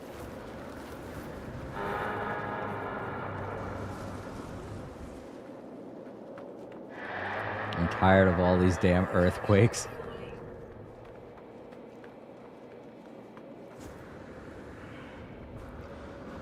That could have gone way worse than it did, you know? Because the Sentinels could have showed up in large force while I was fighting the worms and the abominations and trying to collect the eggs as they were rolling down the hill. It could have been way worse than what just happened, you know? It wasn't a good situation I was in, that's for sure, but it could have been way worse. Ooh, knowledge. Alright, let me get in this ship here. Whew. Alright, now let's get our reward. Wriggling tack and writhing manuscript. That's freaky. Oh, it's a type of cookie. And that's the type of thing I can sell. Alright. A lot of the rewards in this phase are kind of pointless. Gonna land right in front of me. Oh, no. Made a veer off to the side. That Sentinel, however, does not want to let me leave. Look at it sitting on top of there. It's like, no, you can't go. Don't leave me on this planet with these monsters. Alright, so what we're doing next. Ghost in the Machine. Find a lost traveler. Alright. Locate a reality breach. Reach a planet to begin. Well, I'm on a planet. Do I have to just get out? Yeah, I guess I do. Locate a reality breach. Use a signal booster to search for weak points in the boundaries between realities. Okay. I have a signal booster still. I think I still have it in my inventory.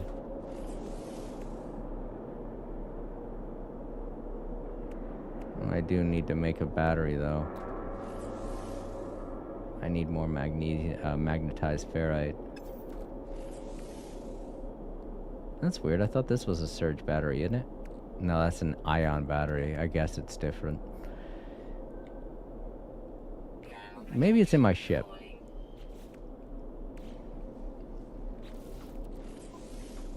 It's not. Why didn't I bring that? I didn't bring it with me. That's so weird. I usually...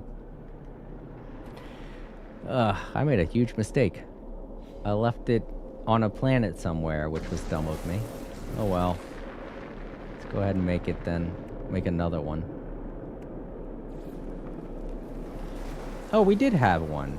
Okay. I didn't have to use anything. I knew I brought one with me. Yeah, it was right there. Okay. I just didn't see it. Surge. Magnetized ferrite. Alright, I think we can make that. We got ferrite. If my controller will stop being a butt and just...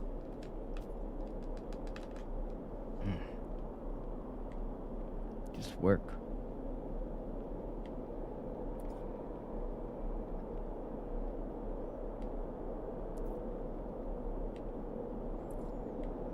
Trying to find my ferrite stuff. Here it is, pure ferrite. I don't need that much.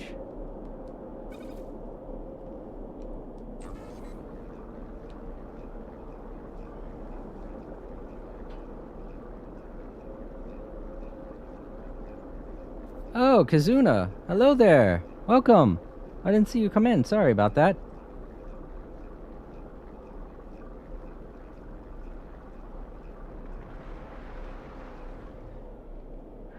Neat. That is an interesting... I'm kind of hypnotized by that emoticon you plopped down, Kazuna. Like, what?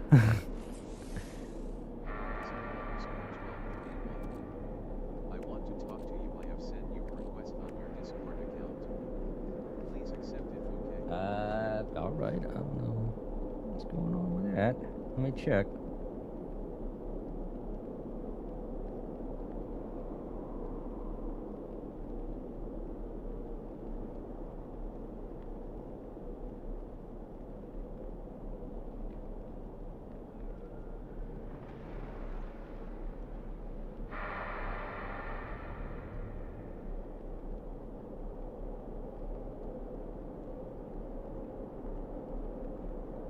Oh, okay.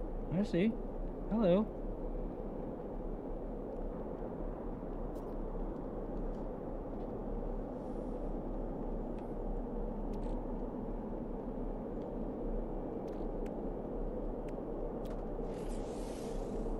And now I don't have sodium nitrate. Darn it. Well, I've been collecting sodium, so should be okay. If I can find it. Sodium. I don't need that much.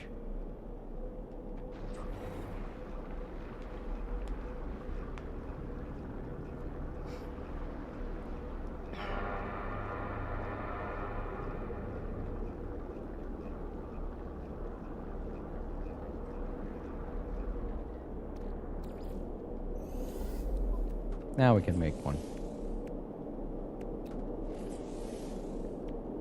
Heck, I think we can make two. But we'll just use the one we got now. Scan for reality breaches. This is the weirdest thing because these options aren't typically available on a signal booster. They're just expedition specific. So. Dang, that worm landed really close by. Boundary failure detected. Not that far either. Weird. Oh, wait. Yeah, that's pretty far. Let's get in our ship. First, I'll pick you up. There we go. Alright. Hold up, everybody. I'll be right back.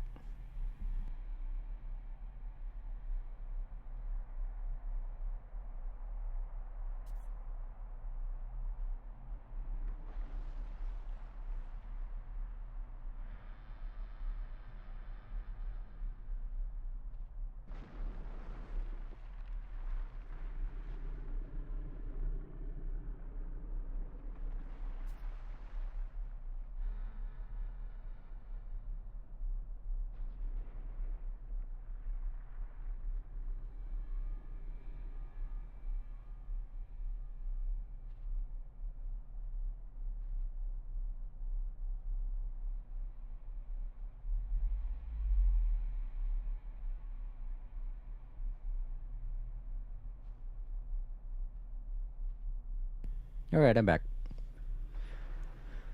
Okay, so let's go to that disturbance.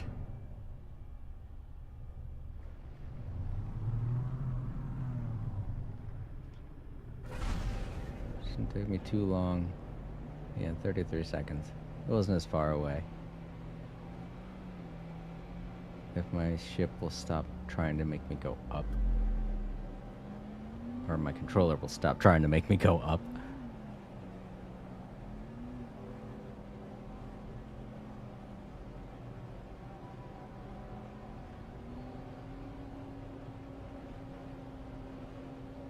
Hey, right on top of a mountain. You know, it's an easy place to die. Oh, there was a landing spot right over there. Oh no, that's just a green... Yeah, it's just emerald. Never mind. Okay. It's a player's deceased carcass. Boundary failure. Gizzard. I see you. I see all of Gizzard. And whoa, okay, that's a unique animation. To see this forsaken flicker of an entity, to hear their voice, it startled me. By the time I understood what I was seeing, they too have been consumed by static, the only voice I have heard, and it is gone. Aw.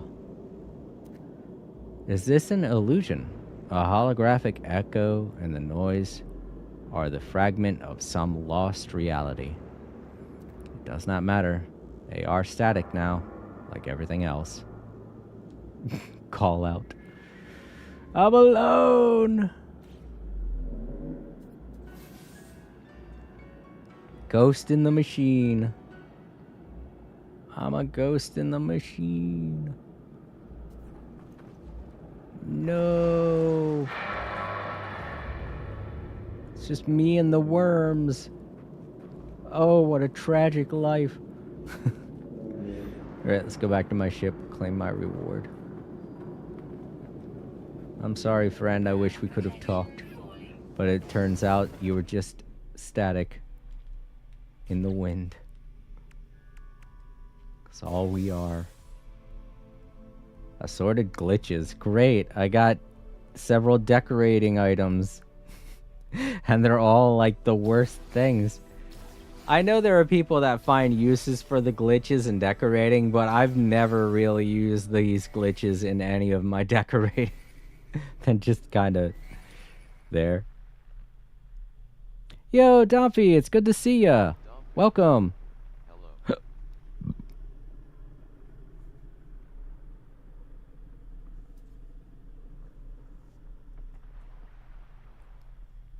All right.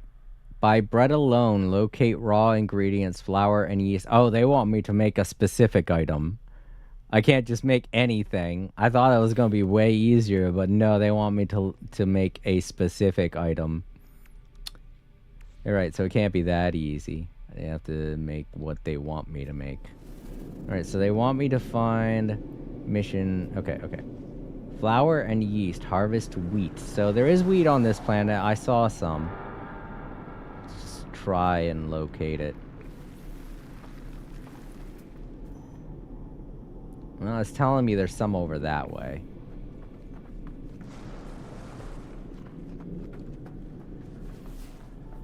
That's weird. There should be a little symbol that pops up when I'm scanning, but it's not showing up.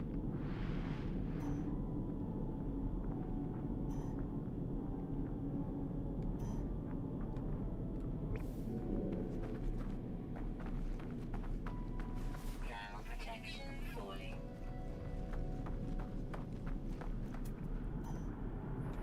This is the thing. I shouldn't have to use this. I should be able to use this and find it. No, that's a cactus.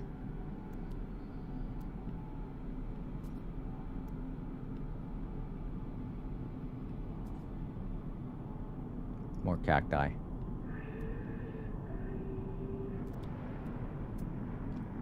This is weird. I'm not seeing any when I'm scanning, but apparently the analysis visor can detect some for whatever reason. Too weak for distance estimate. Yeah, I have a feeling that I might have to go to a different planet. Or maybe just travel somewhere different.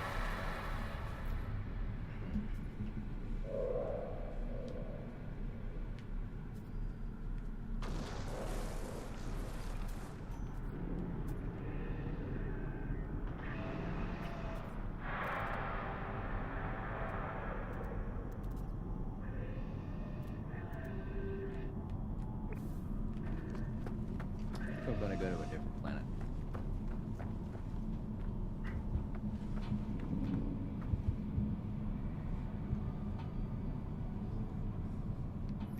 But yeah, Donphy, how have you been? How's your day been going?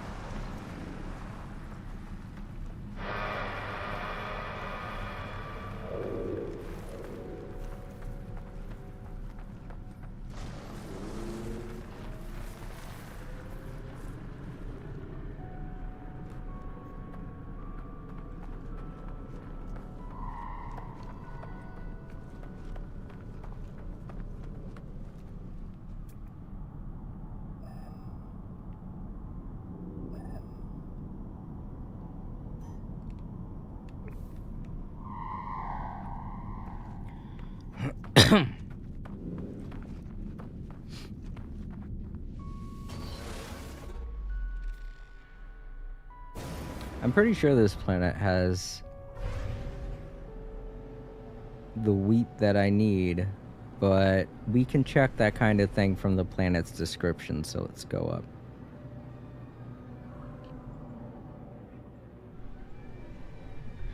Yeah, no, it doesn't look like they have an abundance of the flour, the wheat that I need.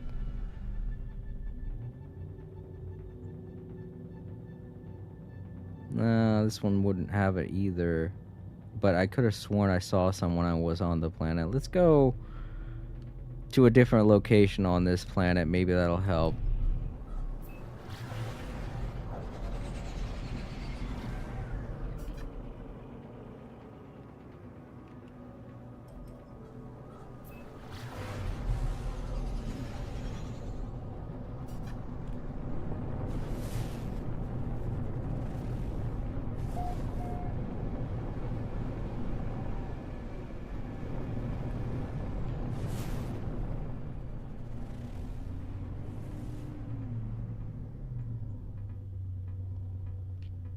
I wish it was night. It's a lot easier to see wheat at night because it has this really weird glow to it.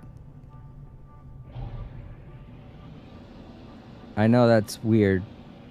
Wheat shouldn't be glowing, but in No Man's Sky it does. It has like an odd glittery look to it, which is definitely not what you would expect wheat to look like, but yeah, it does in this game at least.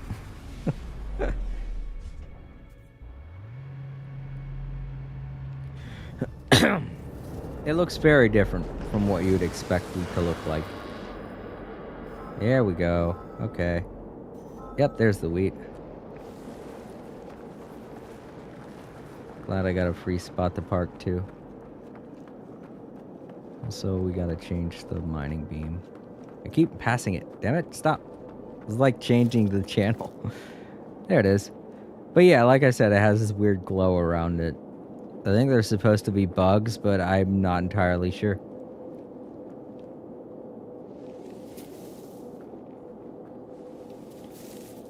That was definitely not wheat. That was a pepper. But oh well, we got the wheat. And I think that's all we need, right? I hope. So there wasn't much of it. Let's go back to the safety of this building. For as safe as it can be. Anyway, with it being infested and whatnot.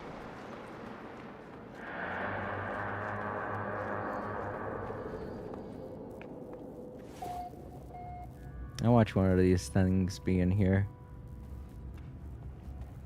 This is the weirdest thing. I don't think there's ever really an instance where I haven't encountered one of those tentacle creatures. But for some reason, I'm not seeing them in any of these abandoned buildings. At least in this expedition. Well, I don't know. Well, I'm glad I didn't need them. Because it doesn't look like they wanted to give them to me. Alright, so let's plop down. There we go. One of these. Alright, we need hermetic seal and metal platings. Oh boy, we're getting pretty full here. Our inventory is getting pretty full. This is not good. Alright, let's take this and put it inside my starship. Inside of my starship. Oh man. Let's do the same thing with this. You know what? Put it on my... oh wait, that's right. I don't have the satellite thing on my freighter. Will you... God. I swear to God, my controller is really ticking me off.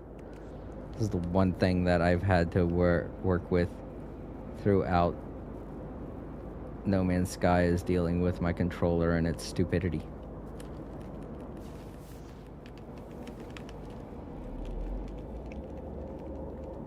Sorry, I'm actually doing this. I'm trying to fix the controller. I know this isn't the best way, but I keep hearing people say that doing that helps clear out whatever junk is messing with it.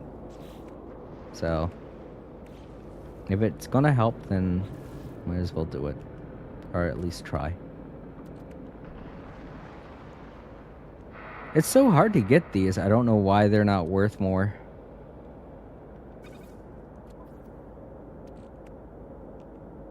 Two metal plating. And a hermetic seal. That should do it.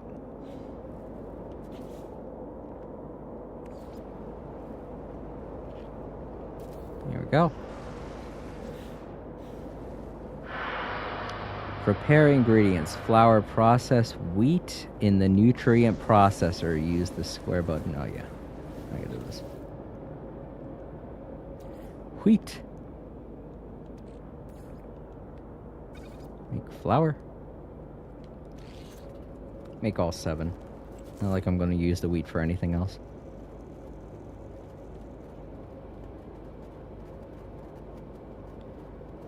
Alright, so we got to make wild yeast.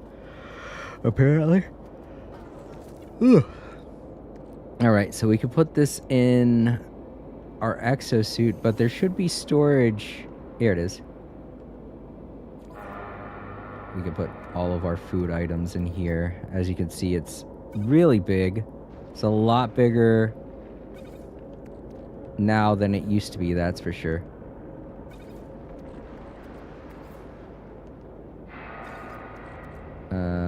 You know what? No, we might not need this salt for much of anything but cooking, so I'm going to keep this creature pellet stuff and all those are definitely useful. We got this larval cores we've been collecting. They're worth a lot, but they're also very useful for several ingredients. When we just by happenstance get these peppers. We got these peppers. Pipples. Yep, my controller's still messing up, damn it. And the Fecium we're about to use now. And at least we could put this Nep somewhere where it won't be detected by the police. Okay. Need the Fecium. That's what it said anyway. Prepare ingredients. Wild yeast. Process. Will you come back? I wanted to read that. There. Wild yeast. Process Fecium in the nutrient processor. I tried. It wasn't showing up in the thing. So I guess I gotta take it out of my storage in order to process this. That's weird.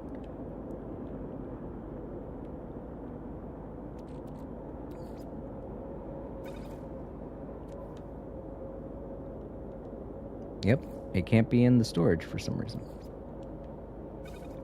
Well, I don't want to make all of it. That'd be way too much. I don't really know what else I would use Fecium for, but... You hold still.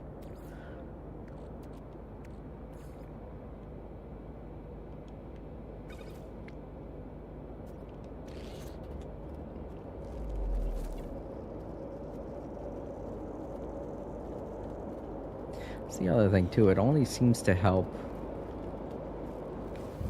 temporarily when I do this, you know? It only temporarily helps for whatever reason.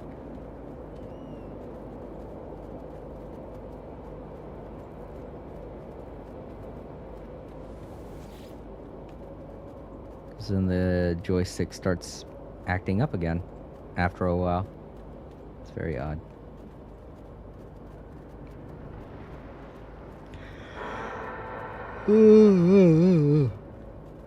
Oh.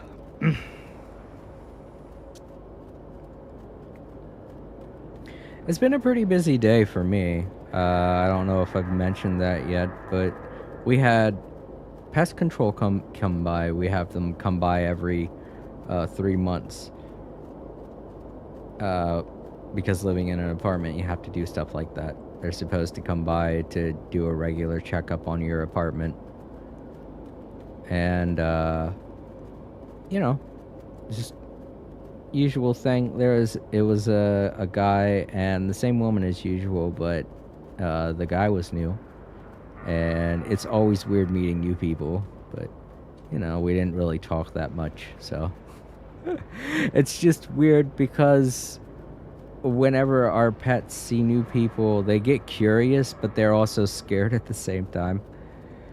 And I guess that's a good thing. You don't want pets to get too familiar with people, but at the same time, we have to hide our dog every time because we don't know how she's going to react.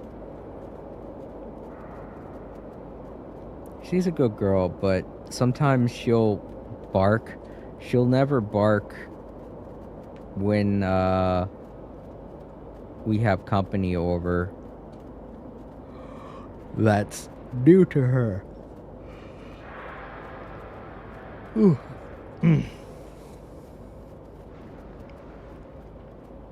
But typically when it's someone that she sees a couple of times, she'll investigate.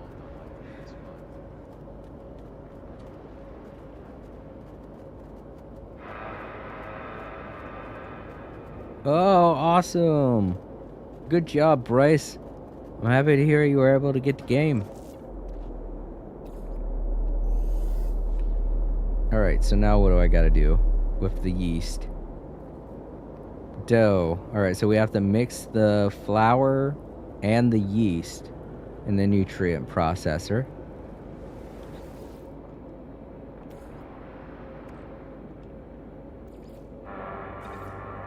Gotta get out our flour from storage. We don't have that much of it, so I hope this is enough.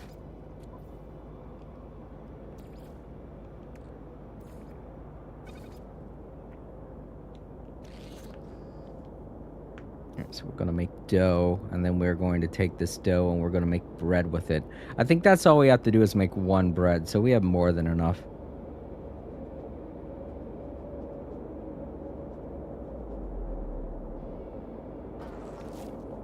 Here, put the rest of the wild yeast in storage.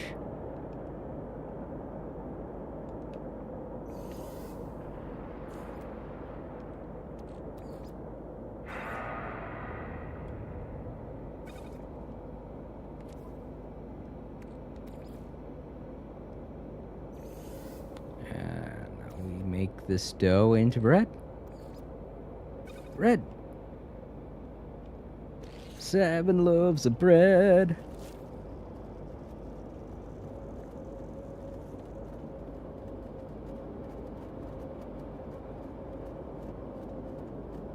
And that's what the achievement's called. By bread alone. Sweet. We got us some bread. Woo! Victory! Milestone complete. Buy bread alone. Prepare your own food. Nice. Alright, let's pick this up. Here we go.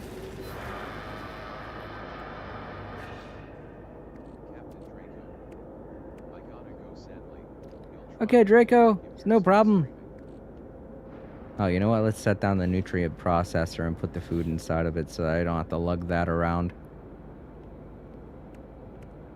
But yeah, thank you very much, Draco, for stopping by and saying hello. Good having you here.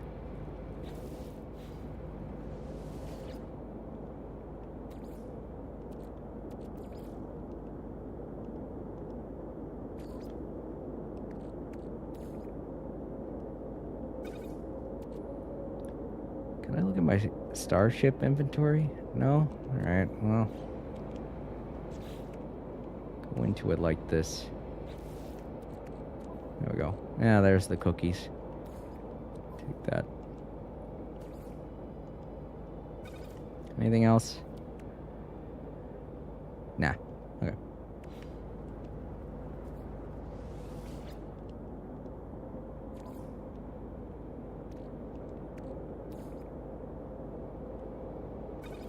There. Are these the same cookies? Wriggling... whatever. Healthy wheat block. Wriggling tack. That does not sound appetizing. Pick you up. There we go. Let's go on our ship, collect our reward.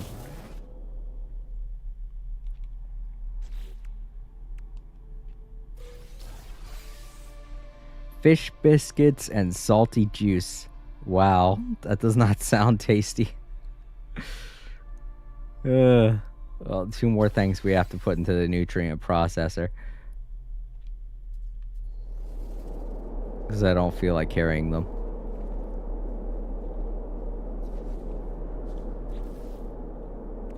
Rise Camp. It would be funny if the space ended with the slot machine from Star Fox, SNES.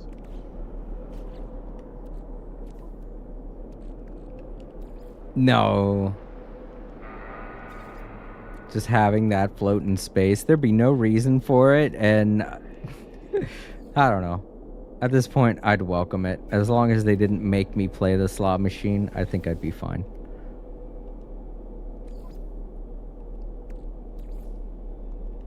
Ending an expedition was such a random chance situation, I think I'd get a little frustrated.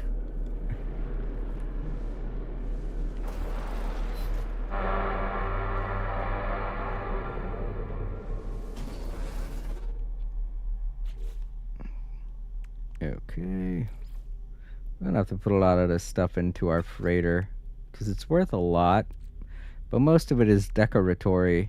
It's not, you know, it's just taking up space. Not very useful. Oh, when did I get?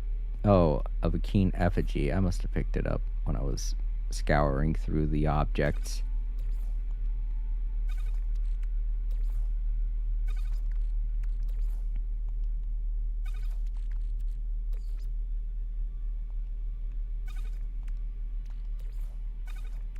trying to organize, keep some things situated here so I know how much space I have. If my controller would stop. Just do this.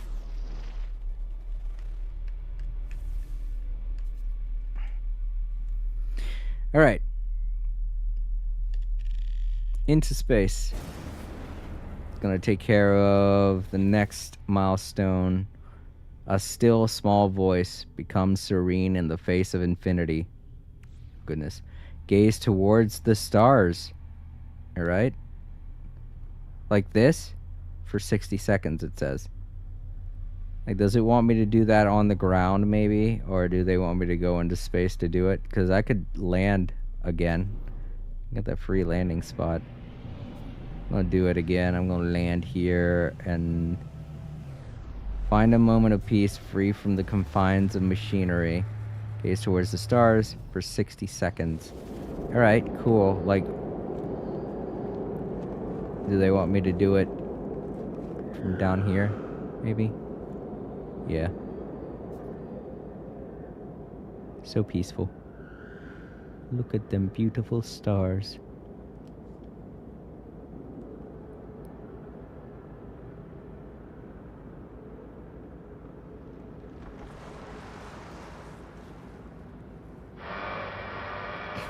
It would be even more peaceful if there wasn't a gigantic worm raping the sound of space, just ruining this peaceful moment.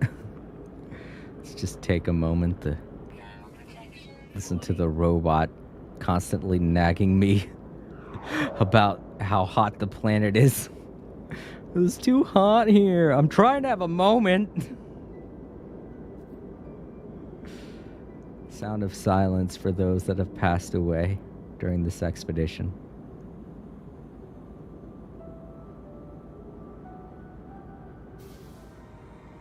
A still small voice. Imagine you could have activated this milestone at any point during this expedition by accident if you would have just left the camera up in the sky. And then you would have gotten it like, well, when did I do that? Memory fragments. Oh, those are always useful. You pop them off and you get a random upgrade.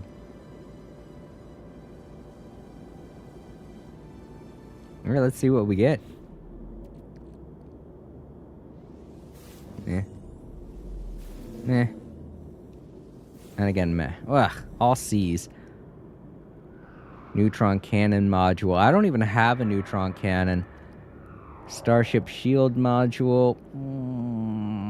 It's a class C. I don't think it's worth taking up space.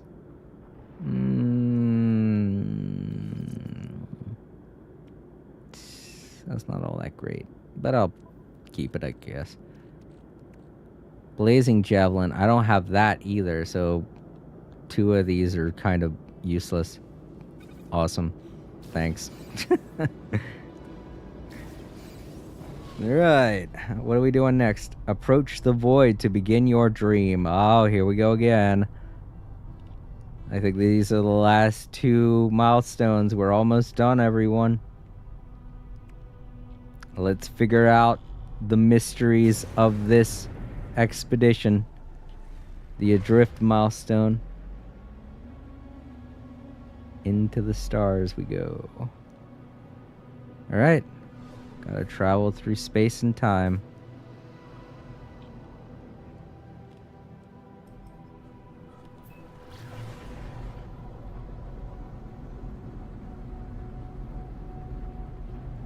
Visions dance in the space behind your eyes.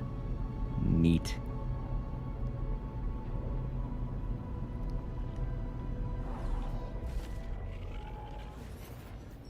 There is a voice inside me that drives me ever onwards. My voice? My exosuit? Something else entirely?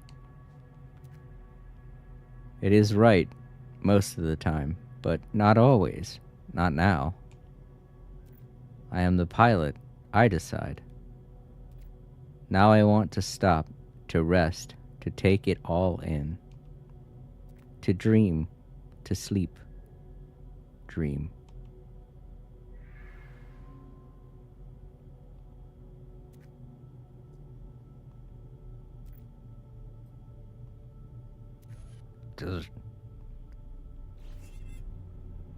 That was creepy.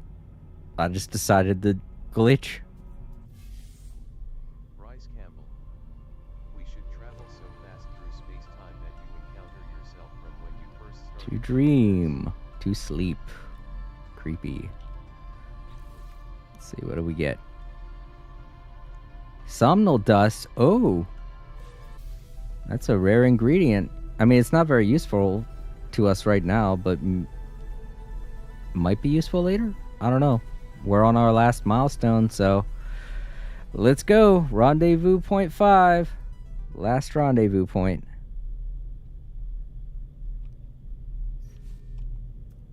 How far away is it? Let's see.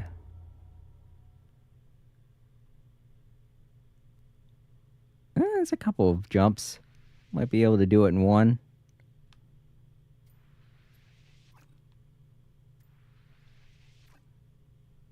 A little bit further than I thought.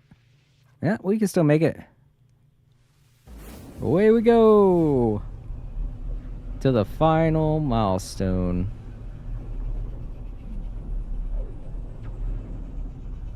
We got this, everybody. We can do it. Just a little further.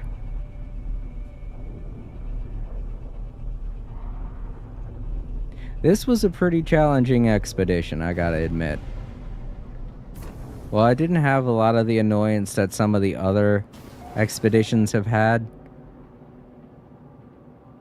The fact that we didn't have anyone to get help from, and every planet's been nothing but a nightmare, made it really challenging. But not impossible.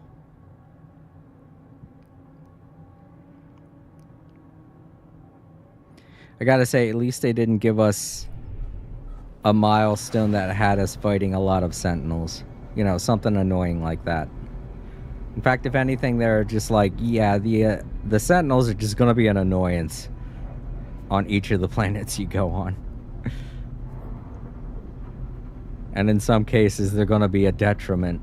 Like when we were trying to search the ocean on that one planet, but the sentinels kept interrupting us and policing us the entire time. So all of our moments spent on land were kind of... Oh man, we ran out of fuel. Technology recharge. Here we go. All of our moments on land were very brief. Okay, they want us to land over there.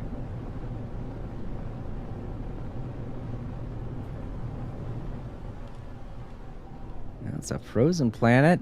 That's something. At least it's not mountainous. Should make it easy for us to walk to our rendezvous point, which is what we're about to do. I don't see any worms or nothing. Nope, there are worms. Yep, there goes. That's one of them big finned worms. Alright. We're running... Oh, it's an extreme sentinel planet? Ah, great. Okay, we got half a mile to run. Ah, and we got the orbs on this planet too, so they're gonna alert the sentinels to our location. Speaking of which... And there go the orbs again. Shit, we gotta make a wide angle here. You get anywhere close to those orbs and they light up and they alert the sentinels to your location.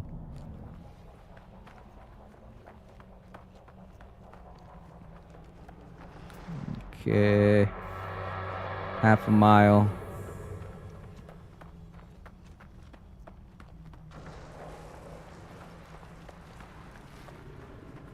We should be able to see whatever it is we're going towards.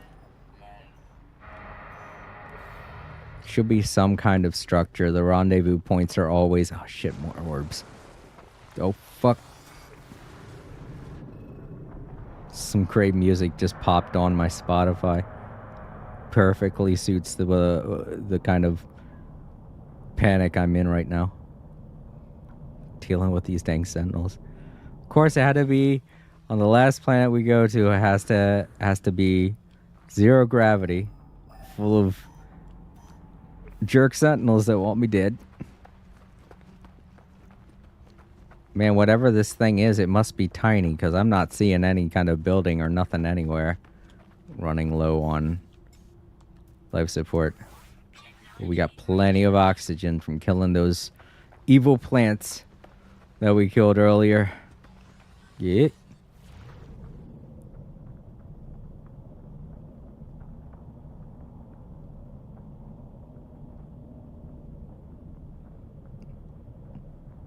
Okay, I think we're far enough away. Wait, I think this might be it. Yep, something down there. Oh, it's a ship? The last rendezvous point is a ship? Up until this point, we weren't able to find any crashed ships. Is this a person? Have we found life, finally? Is somebody here? Wait a minute. This ship looks familiar.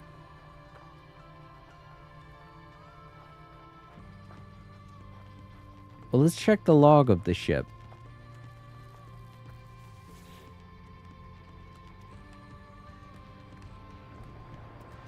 I have to clean up the damn thing if my controller will let me.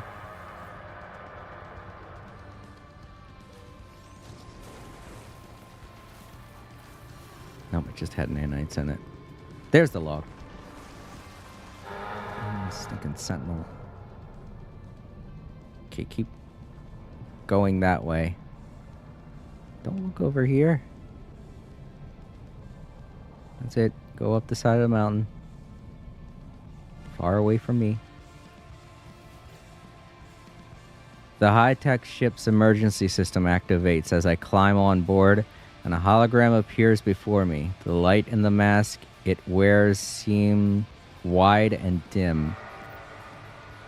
The pilot calmly reports news of its imminent demise. The noise of explosions and tearing metal can be heard. The hologram disappears, leaving an array of glittering technologies and devices behind it.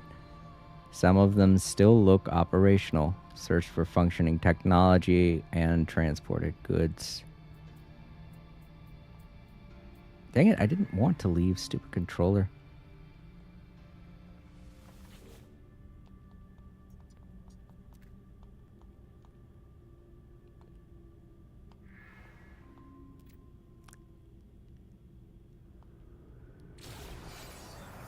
An economy scanner. Okay, cool.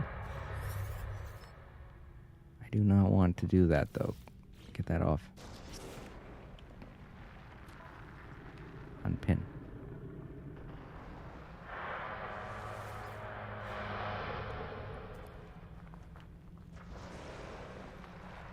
The ship does look familiar, though.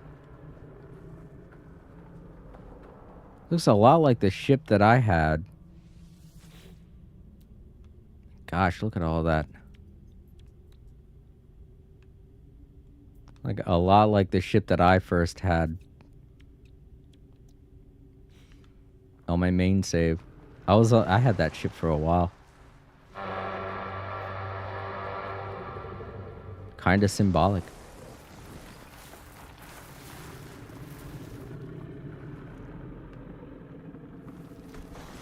These dang worms everywhere.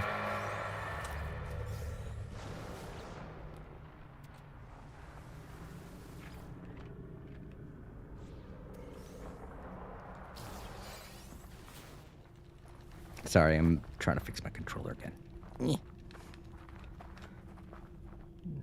Stop messing up. Let's save. Just to be sure. There's a save spot around here, right? No. Well, I don't know. Should I climb onto the ship? Let's climb on. See if something happens. I can't. Well, I can grab it just because I have a slot for a free ship. So climb on board. Shield down. I know that.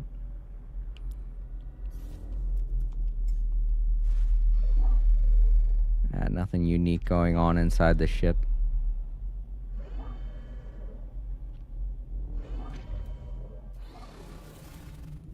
Alright, well. Oh, shit. What you...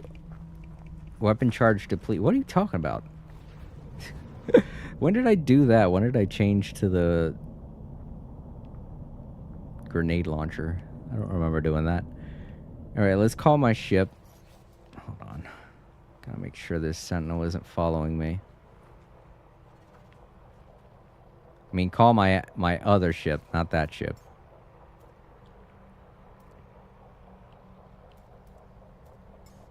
There, this one. And we're a little close to the infestation up there. I do not want to get caught.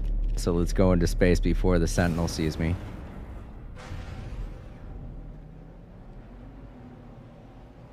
Get out of here. We'll just claim that ship as ours and repair it whenever we want to. Alright, well, that was pretty weird, especially seeing a ship like that. Let's go ahead and claim our expedition reward. Planetary chart, an empty planetary chart, Quicksilver, and fragmented Quillia? Empty? An empty planetary chart? What? That's weird. I gotta use it. Because it feels like that's gonna do something. I don't know what an empty planetary chart is. I've never had something like that. Where is it? There it is. Empty? The chart is barren, devoid of any life signs or indications of settled territory. Well, then what's it gonna look for?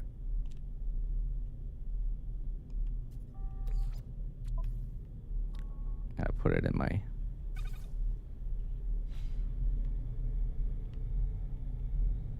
What kind of planet is this? Ah, it's fungal mold, never mind. Another miasmic planet. Oh, we don't want to go to the planet we were just on. Is there any other planets? Maybe one that's not as dangerous to sit on. I mean, all of them have been dangerous up to this point. I want to go to one that isn't going to kill me.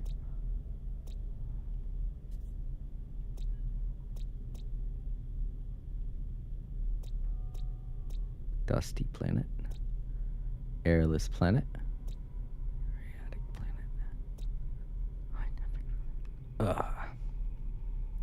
You know what? Let's just call in our... No.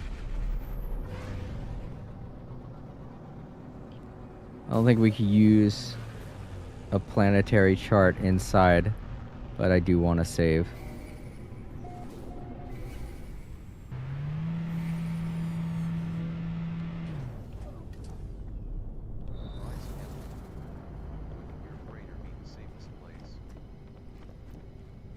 Yeah.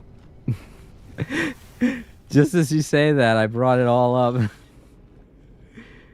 Freighter is definitely going to be my safest place. It's just so hard to... Because of everything being red, I was like, where's the exit door again? There we go.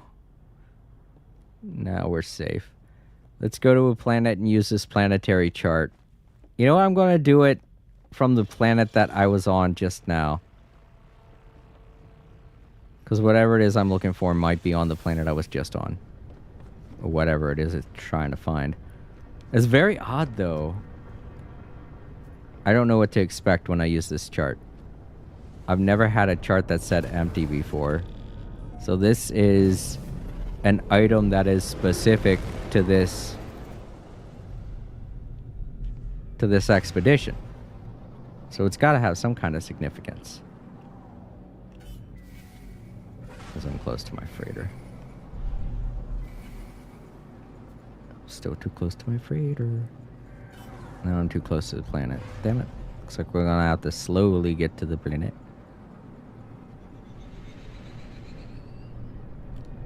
There's a free spot to land. Change the... Don't damn it. Will you go? Rise Captain. Go back to the planet and kill all Well, I'm not doing that, but... Definitely going back to the planet. Yeah, there ain't no buildings. This is kind of a nothing planet. So I guess we'll just land and see what this planetary chart gives us. So long as we don't get spotted by any sentinels. Speaking of which, on aggressive sentinel planets, they always want to spawn directly in front of you. Dude, that one just flew up into space. What is going on with him? Oh, well, I don't care. As long as it doesn't see me, it should be okay. I can't. What? I can't use this planetary chart. That is a very odd item then. Why do I have it? There's gotta be some kind of significance to it. I can't use it. It's not something I can use for anything. It's so weird. Oh, hey, wait, there's the thing. Again. The one frigate. What's it doing hanging out here? Can I talk to it? I can't. Why is it hanging out around me? Is it part of my crew now? What? When did that happen? Well, let's check my crew. If that's the case, then I can warp to it. That I can look inside of it.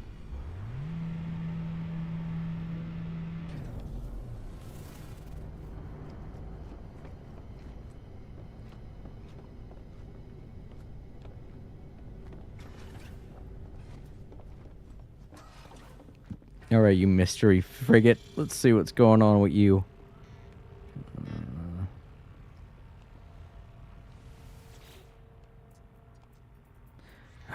This controller. I swear. There it is. Ship of the Damned. Oh, S-Class. Yeah, I didn't have this in my lineup before, but now I do. Neat. Can I warp to it? Cursed Frigate. That's cool.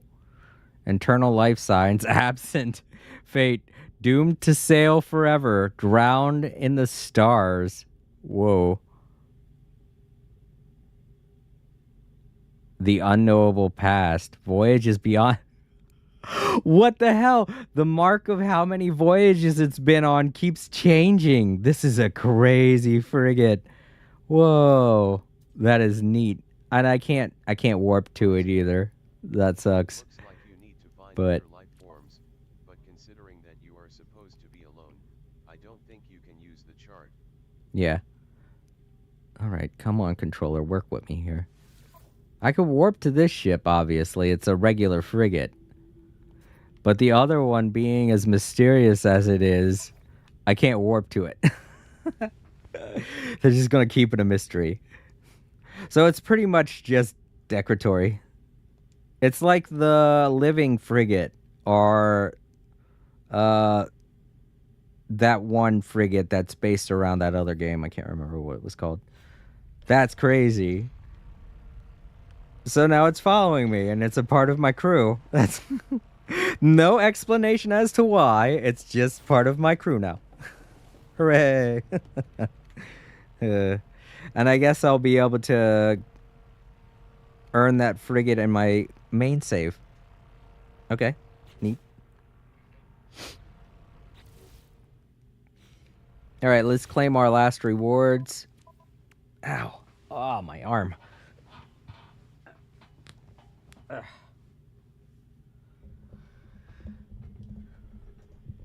man. Having to sit in that position really hurts my arm. All right, we claimed these two. That's cool. I still don't know what is up with that planetary chart. It's so weird. I have so many questions in this expedition that I can't understand. I can't understand a lot of what's happened in this expedition. And I want to. That's the messed up part of it. I want to understand what's happening. Or why I'm getting all the things that I'm getting, if there's some kind of significance to them.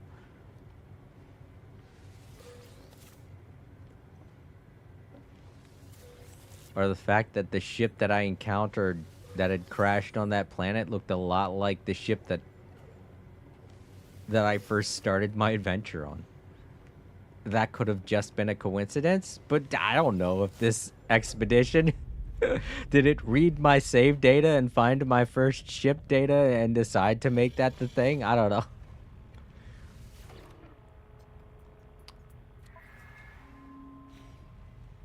All right, let's collect our last one. The Drifter, a drift decal plans, a drift banner, and customization. Sweet. And a new type of blueprint. Nice. And now let's get the last reward for the final phase, phase 6. If you've completed all other phases completely, 100%, you're able to get this exclusive prize. And it is the new ship, the Iron Vulture. Look at this guy. Really neat. Not my favorite design for the ship, but it does look badass for battle. Just gonna go ahead and claim it for free. Very nice. Well, this completes this expedition. Congratulations, traveler. All primary expedition goals have been completed. Your save will convert into a standard save if you wish to continue. Earn rewards can be collected on any save data via the Quicksilver Analysis Companion on the Space Anomaly. Be sure to check back for the start of a new expedition soon. There we go. Now this is a regular save data. And the expedition log is now gone. But yeah, if I had to say there was any difficult thing to do, it would have been collecting those tendrils. That's the last difficult thing to do in this expedition for phase 5. I forget what it was called. But yeah, collecting those tendrils, that was the most difficult thing to do in phase 5.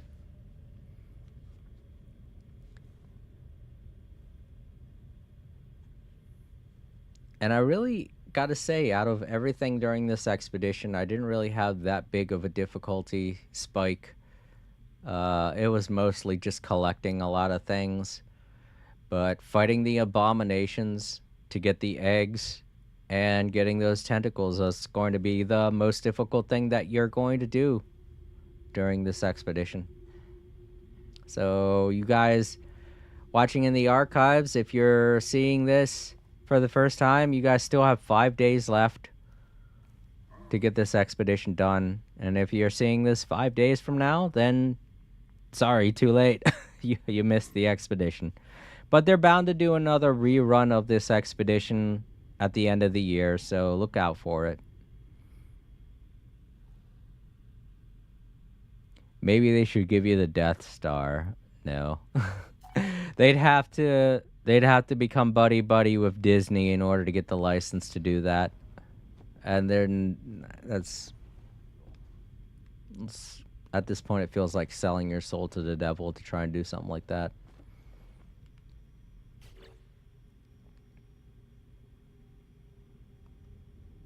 I'd have to say, for me, the most difficult part of this entire expedition was trying to deal with my dang controller acting like a jerk.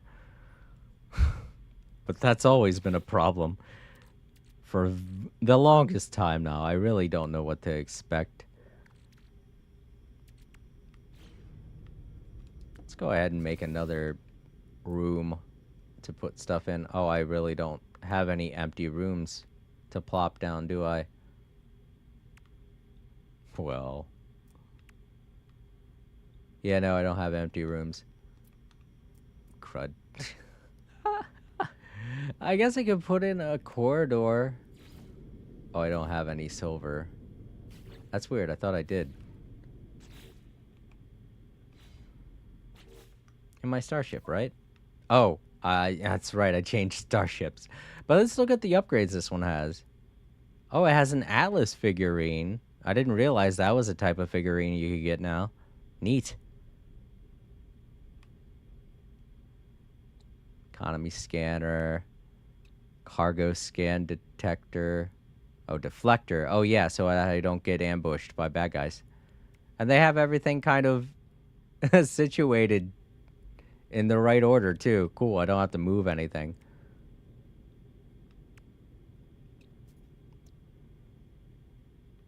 And its own unique starship trail. That's all really neat.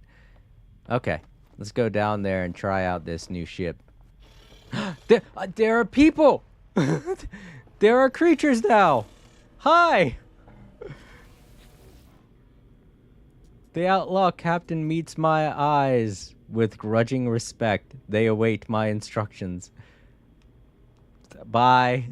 Just leave. Were you guys here this whole time? You were just invisible until now? Crazy. They're all here. I'm not alone anymore. Because I made this a regular save data. This is just like any other frigate now. It's like any other freighter now. That's some funny stuff. I was like, what the? There are people now. Great. Yeah, here we are, the Iron Vulture. Let's try it out. We are no longer alone. Well, it's got hover abilities. That's great. It's always fun. Have a ship that can hover around. Oh, I'm getting a signal. Hi. Ralia. Blah, blah, blah, blah, blah, blah, blah, blah, blah, blah. I can't speak your language. I'm sorry. I don't really know that much. I'm technically new to this solar system. I've just popped in from out of nowhere.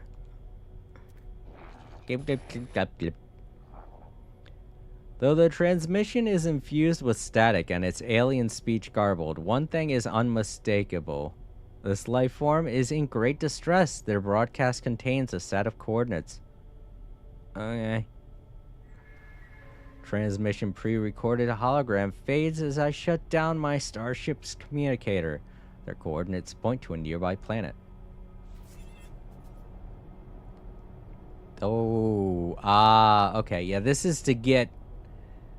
this is in order to get a, settlement. Alright. I remember this mission now. I don't really care too much about settlements. I just wanted to test out my new ship. Let's go over there, blast some asteroids. Whoa, gee! Change camera view. I want to see the inside of my cockpit.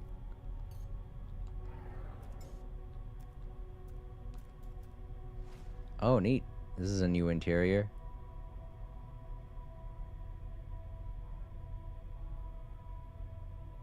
I got a big red button.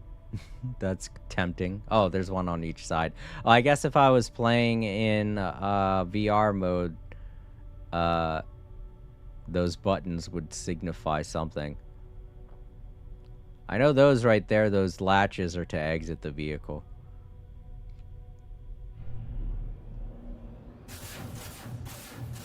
It's got this weapon. What other weapons? Oh, we got a laser, our standard laser beam, mining beam. Yeah, and just like a spread shot.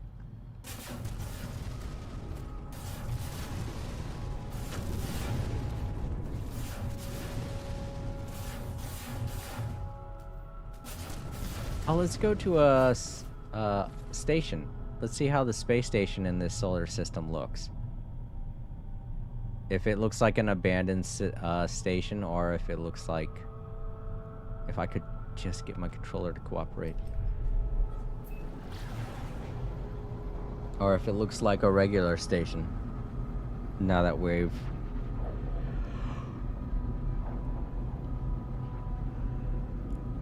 now that we've finally seen regular people.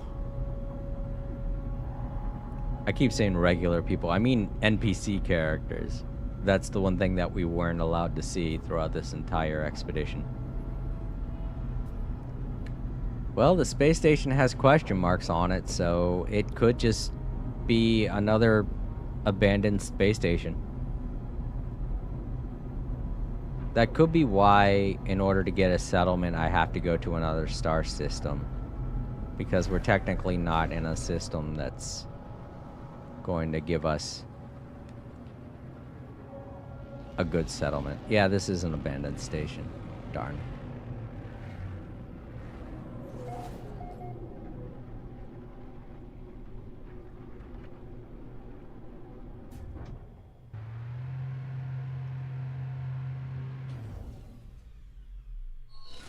There's a scrap dealer out there, somewhere off planet, but still, that's interesting. We do have to go to a scrap dealer in order to turn in the stuff that we have from doing that derelict freighter.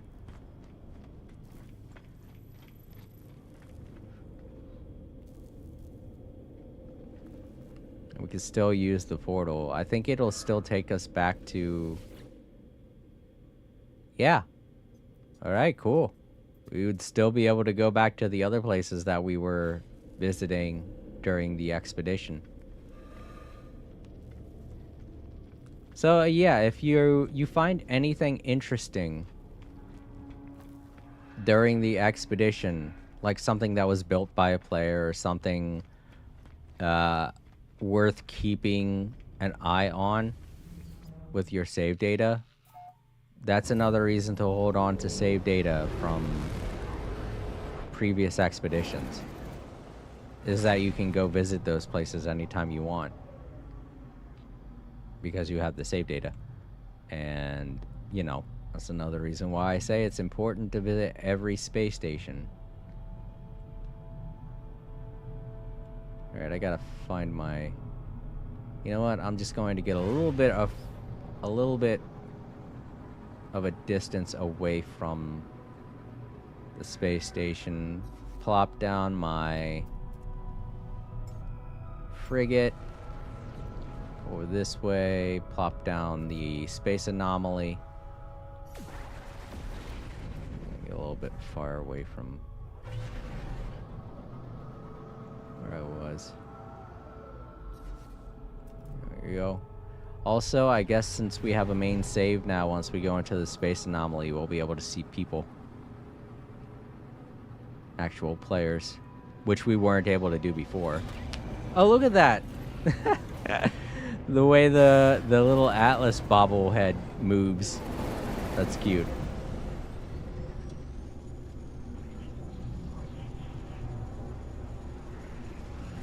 I don't think we have that decoration on my main save.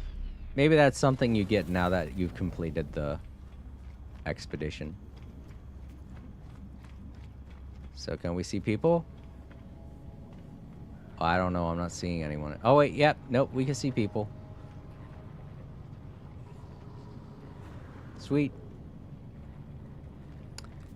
Well, as I do with every expedition, I guess I should design my new save data character to correlate with the expedition I just went on. Soap Ethan 4. Yo. Hello there, Soap Ethan 4. Welcome. It's nice to meet you. I think I'll call you Soap Ethan, if you don't mind. Let's see. An expedition where I was put in a situation where I was all alone. I feel like a traveler would be suitable for that.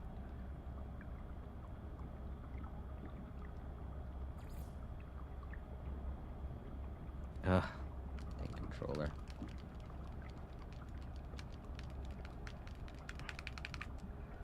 Alright.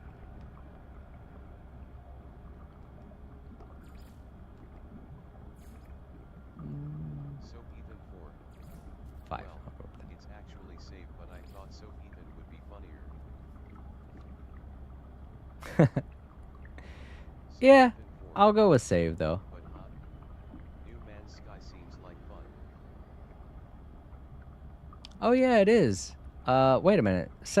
Wait, are you Sav? Save from before? I know there is someone that tunes into my channel named Save. Is it still you? Did you just have to create a new account or something? Ah, okay. Soap Ethan 4. Yeah, XD. Well, it's good to see you again, Save. I'm happy you're back. It sucks that you had to make a new account. You know what? With everything we just went through, it feels a lot like what Apollo or Null went through, I meant. Soap Ethan 4. Oh, okay. It's my You old just changed the name. All right, that makes sense. But yeah, everything that we just went through sounds a lot like what Null went through. To those who have never played No Man's Sky and been through the main save data, the main storyline, Null is a character that has been lost and adrift by himself for a long time because his reality that he's living in was destroyed. And he's constantly trying to warn you that the same thing's going to happen to your reality if you don't change things to the way he sees it going. He has the opposite thoughts of the character Apollo and the character Artemis. Soap Ethan If 4. I have a head for that. No, I don't. But yeah, this is Apollo, and Apollo has a completely different view on life than Null does. Apollo kind of feels like the world is ever existing and that it will continue to exist in the same way, and it won't end. It's basically a paradox, something, a never-ending existence. In some ways, it feels a little tormented to him, you know? He's constantly meeting new people, but constantly losing those same people, and it's kind of made him like a kind of a depressing character. Soap Ethan 4. But he seems to have a better grasp. Yeah, it's a pretty good story, Save. I do recommend No Man's Sky to anyone who's interested in space stuff, space stories. But he seems to have a much better grip on reality than Null does, because Null, everything that he's experienced, he just feels like everything's going to end one day and that nothing will remain. Kind of like everything that he's seeing is a little similar to everything that we've just experienced throughout this entire Adrift expedition. So I think Null's appearance might suit this character save data a lot better than any other character I could think of. So let's try to make us look a bit like Null. As much as we can, anyway. Soap Ethan 4. So like a time traveler, but also not.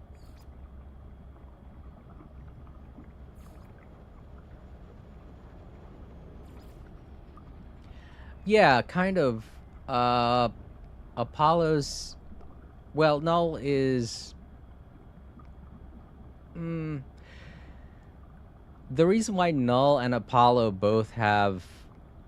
are both your friends is because you meet a character named Artemis, who was a traveler much like yourself that perished a long time ago. Spoilers, I'm sorry, but he perishes a long time ago, but with his last signal, he sends out messages to people who are traveling through space and time, and you encounter those messages and try to contact what's left of him.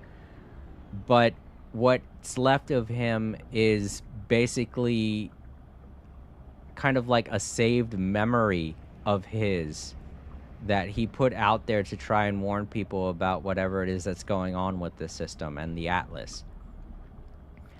So you find that remnant, and when you do, it helps you locate a transmitter that allows you to communicate with former friends of his, those being of Null and Apollo.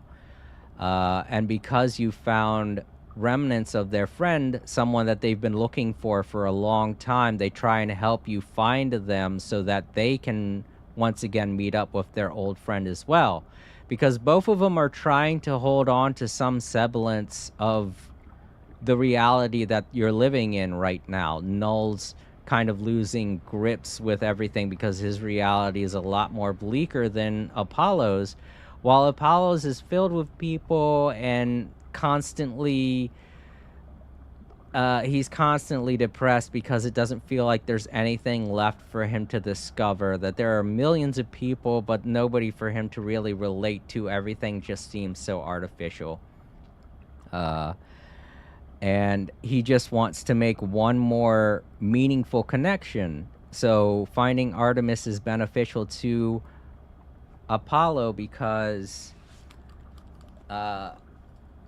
it's more beneficial to Apollo because Oh, I see. he misses his old friend, while with Null, it's basically you're trying to help him find Artemis because he's trying to keep his sanity, and you're trying to help him keep his sanity by finding Artemis because it at least gives Null a glimmer of hope that there is something after whatever kind of heat death he's experiencing in his form of reality.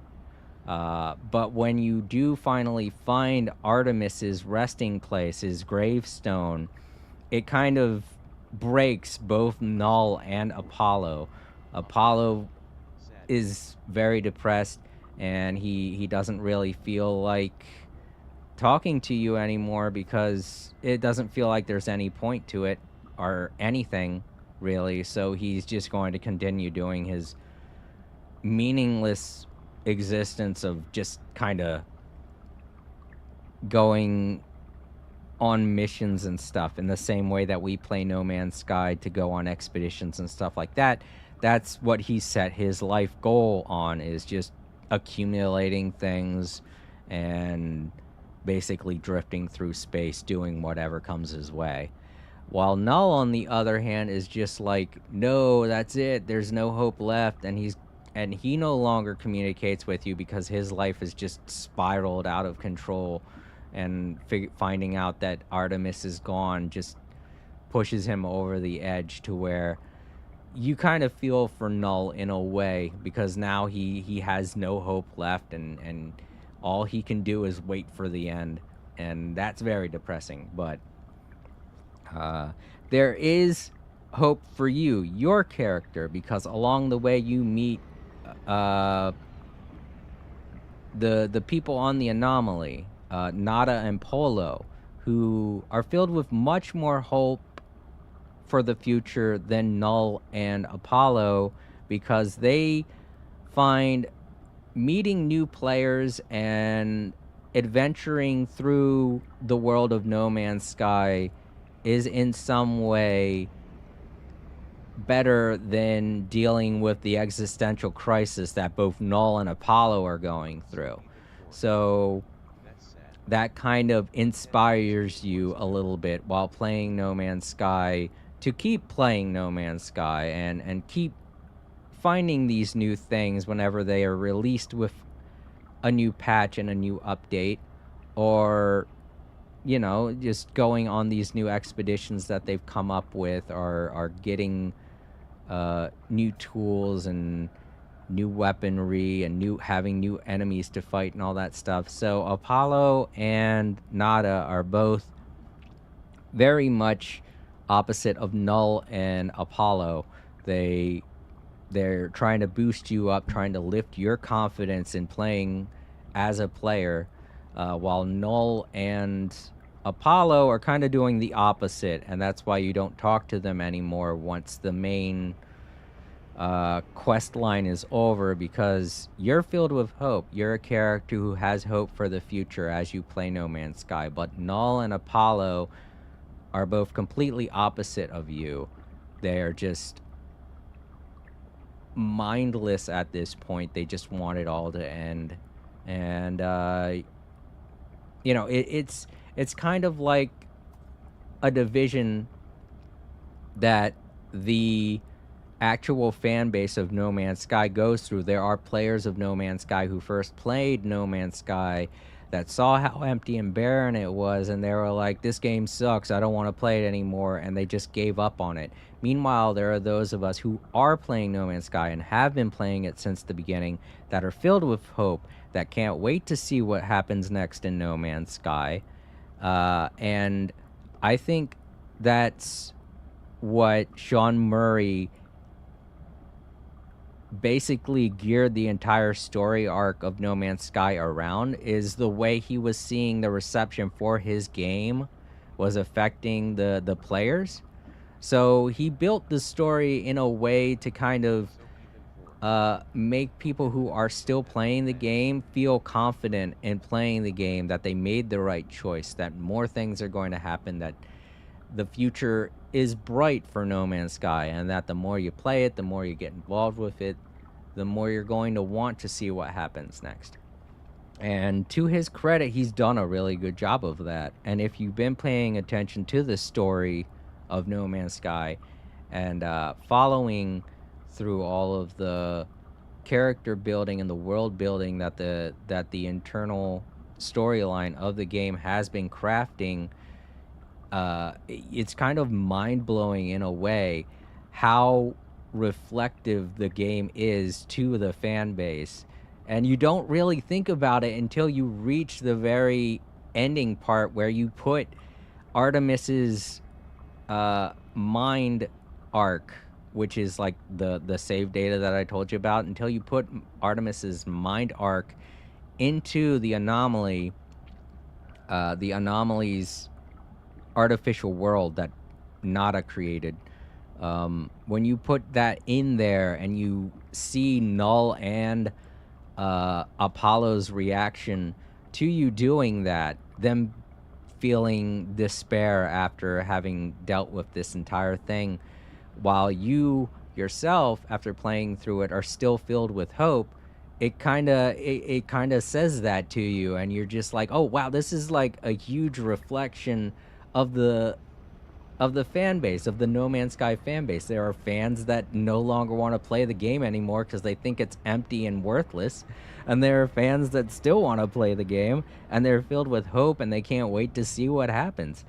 And I feel like a lot of that story was built off of the reception of the game, because it all was placed into the game 1 year after the game launched. So Sean Murray saw the reaction that everyone was having to his game, and he was like, you know what, this is the story. This is what I'm going to make No Man's Sky story about. The divide that the fan base has will be the story that I craft into this game. And he did a good job of that. It's very subtle, but you can definitely see it once you hit that point where you're putting Artemis's mind bank into the artificial reality. You realize this is a lot like the game I'm playing right now. I'm putting this person's brain into this artificially created world, just like how Sean Murray created this game, and we're all playing it right now. You know? So it kind of makes you realize that Sean wasn't kidding when he said that there's going to be a lot more coming to the game. And it's why a lot of fans have continued with the game, because we played through that story and we saw, you know what, there is more coming. We just have to be patient. And we've gotten to that point. It's gotten to that point where we've gotten all the things we were asking for and we still keep getting stuff. So, yeah. So Ethan 4. Sounds like a very cool and very interesting game. Yeah, I wouldn't say that's a lot. I wouldn't say that that's kind of obvious when you're playing the game, but it is definitely something that you realize the more that you play it, is that this entire game and its story is kind of revolving around the way that the world outside the game has been going in the No Man's Sky community. And now that we've progressed so far with this game, we no longer have to concentrate on that. We no longer have to care about the fan base being as divided as it is, because all the people that gave up on the game, they're all gone now. They don't have to play the game anymore. We don't have to worry about them bad-mouthing the game anymore. And now the story is focused more around what it originally planned to be focused around, and that's the Atlas. So that's basically what we're all looking forward to now, is how far the story is going to go in terms of battling the Atlas and actually working towards an ending to the game. Because right now the ending of the game itself is kind of open-ended. You create another reality, you create another universe that you can name yourself, and that's kind of it right now. So Ethan 4. Definitely never played something like this before, but if I get into it, I do hope to love it as much as the fandom. Yeah, Save. If you don't want to play this game, you don't have to. And you don't have to play it for the same reason everybody else does. But at least you have that option, you know? You can be like Nada, you can be like Polo, or you could be like Null, or you could be like Apollo. Apollo just plays the...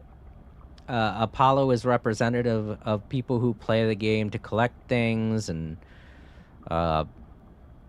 build an army of resources. And people who play more like Nada are people who just play the game to see how far it's come, and if it doesn't suit them anymore, then they stop playing the game. Playing the game like Nada would be like people who want to play the game to have fun and make friends. And people who play the game like Null are people who are playing the game for the story and want to see how far the story goes and see the penultimate ending. So yeah, you could play as one of those 4 types of character You'll definitely check it and out if I can. have fun. This game also sounds decently heartwarming, at least in my opinion. But if I had to say what character I play most like, I would have to say I play most like Apollo. I like playing the game and I like chilling out, just vibing. And that's pretty much what Apollo does. He doesn't really see any reason to care anymore, but it's not like he has the same mindset as Null. Null's just doom and gloom, saying it's over, it's all over, fuck this game. But Apollo is just like, yeah, there isn't much to do, but I still like vibing and hanging out. And that's what I do when I play the game. I just like to vibe and chill out while listening to some music, collecting resources, building my base, you know, the typical stuff. And whenever an expedition comes along, I take the expedition and I roll with Apollo it. sounds like a sad person. Or robot. I'm unsure on what they are,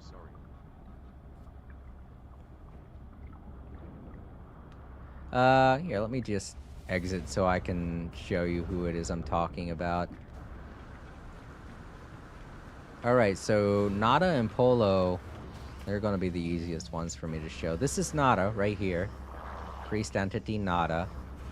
He kind of represents the people who are playing the game for the story and want to see where the story goes. And Polo over here, he's representative of people who play the game to make friends and to, you know, just do the social aspect that's involved with No Man's Sky. Technically, this is my first time meeting them in the game because this is a new save file, so let's see what they say first time I talk to them. We were so lonely, Nada and I, before we found each other, before we found you, friend. All of you, so many friends to share this time with. You feel the same, I hope? AHHIC. Yeah. Even when you talk with them, you kind of get that vibe. When you're talking with Polo, you can see he's mostly concerned with making friends and meeting new people. And when you talk with Nada, this was being the first time I talked with Nada. Nada and Polo drift between worlds and worlds. There are many. Have you seen them, traveler friend? Nada wishes they could. Nada regrets much. And Nada is basically talking about where the anomaly's gone and where they've been and how far the story's progressed. Which is that it's progressed pretty far, as stated in that one line of dialogue. You get the feeling that they've been going through many different worlds over and over again. And he doesn't know where he's going, but he's looking forward to going there.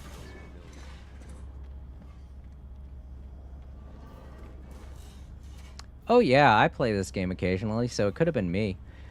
This right here, this is the Prime Terminal. This is where we put Artemis's brain, Artemis's mind bank, pretty much.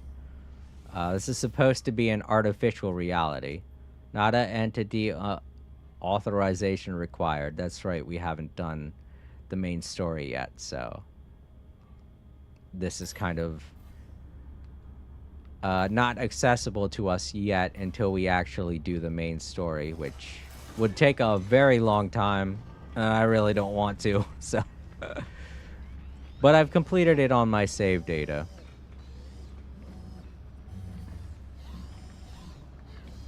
But yeah, the character that I'm dressed up like right now, this is what Null kind of looks like. Not exactly, but they kind of look like this. And Apollo looks like this. What Apollo looks like. Yo, Draco, it's good to see you.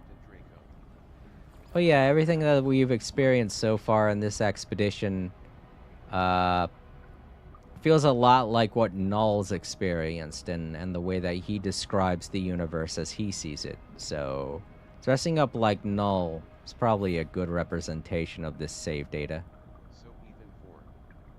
Is there a part where you have to go to Mars?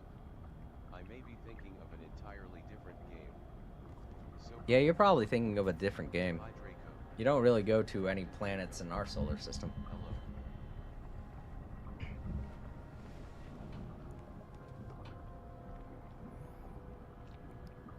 Oh, also, I should probably pick a color theme.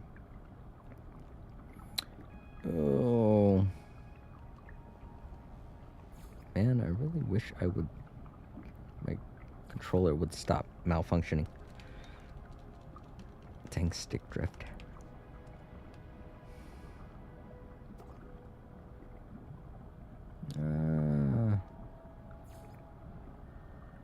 Its highlights are black. That seems good.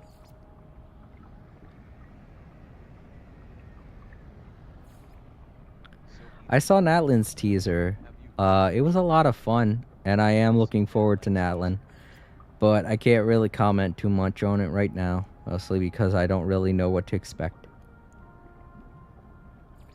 Actually, let's make this black and this red. Yeah, it's not very noticeable, but eh.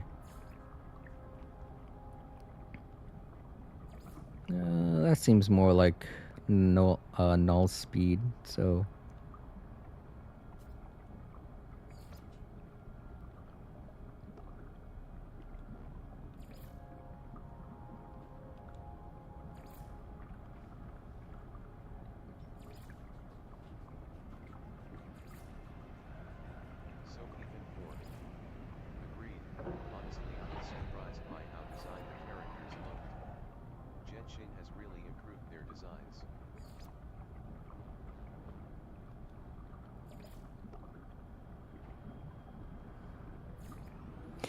Yeah. Well, they're going to continue to do it, you know? Because with a new area comes a lot of new character builds.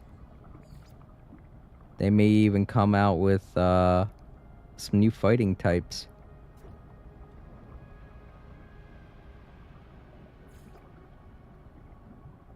Maybe red. Yeah.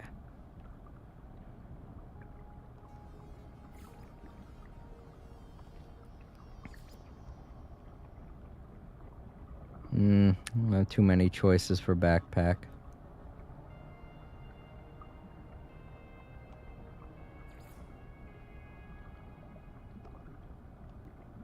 I'll go with cape. Yeah, I think Null would wear a cape.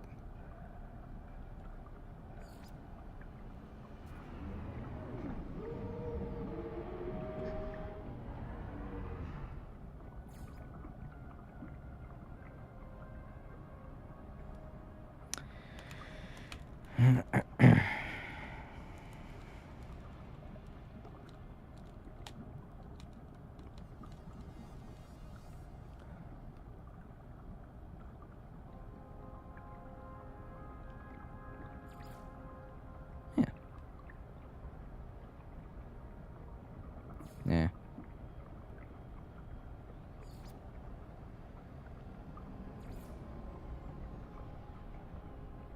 Cool.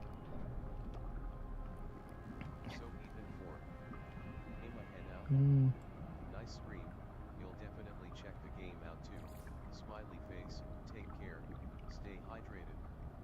Bye Draco Oswell. All right, Save. It was good seeing you again, too. Thank you for stopping by. And if you do check out the game, I hope you enjoy it. And keep in mind that it can be boring at some times, but if you find a niche, stick with it. Captain Draco. Bye.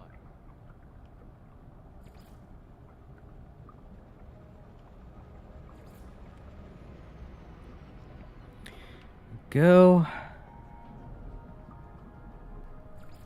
Title. Let's give them the new title.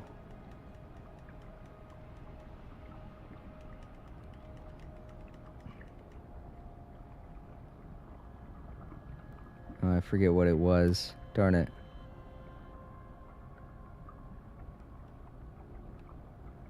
Build Trat.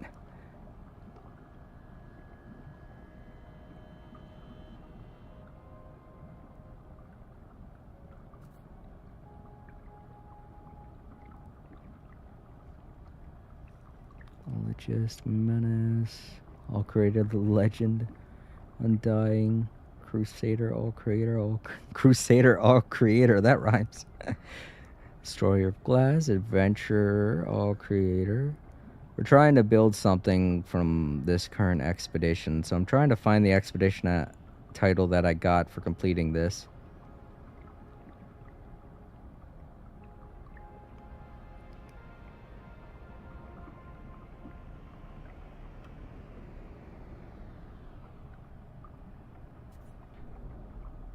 Wait, I think that's it. Brave the darkest of derelicts. No, that's not it. All creator of the consumed, reckless, unfortunate, looper, the seeker, utopia, construct, intrepid, starborn, drifter. That's it. Okay, yeah, these are all the ones that I got from expeditions. Okay. There it is. All created of the drifter.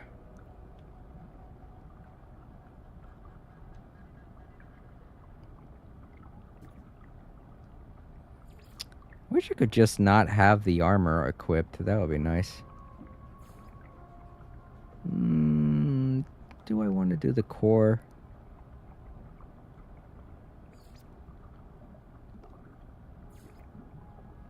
I think I'll go with the core. Seems more electrified and stuff, so.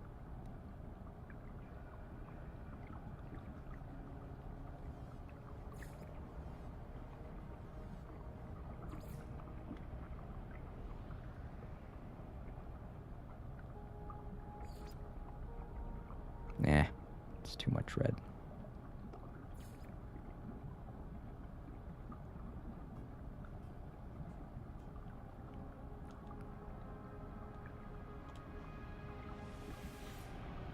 Alright, there we go. You hold still. Awesome.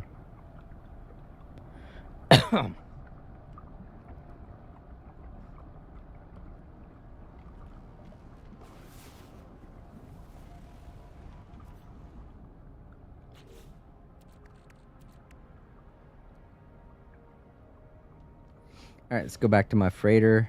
Save and stop. Got my save data character made up.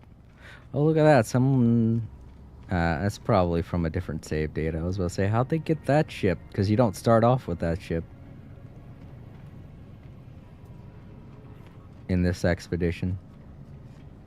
Yeah, that's the ship that you get when you make a regular save file. It's the first ship you get. And you wouldn't get that during this expedition because it's not the same situation. Yeah, there goes another person that loves the living ship. It's a fun ship, I gotta say. It takes a lot to get. And it's kind of sad that it's been made obsolete in comparison to a lot of the ships that they've made. Alright. Let's see, where's my frigate? There it is. Or my freighter, I mean. I keep saying frigate. Frigate's the smaller ships that surround my freighter. Whoa, whoa, whoa, whoa, that's the back. It's the back end. Don't want to go into that end of the ship. Looks a lot like my freighter from my save data. Isn't it? That's just so perfect.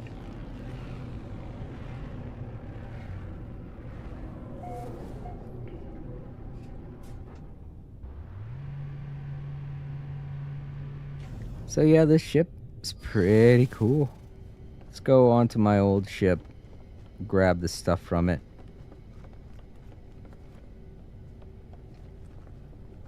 Where is it? Oh, come on, where'd it go?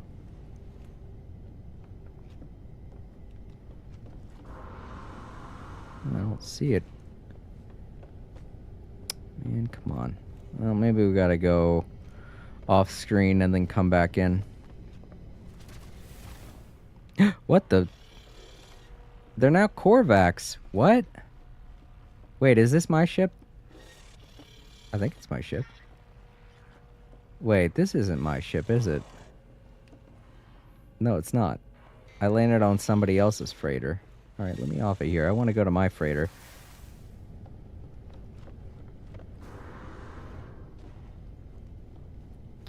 My freighter has Vakeen on it. I don't know why. Oh well. That's so weird. I thought that was my freighter.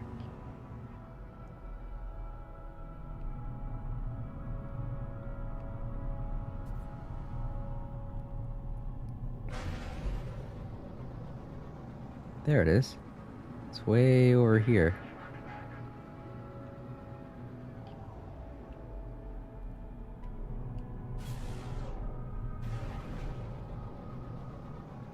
No, it's not that far. How could I have made that mistake?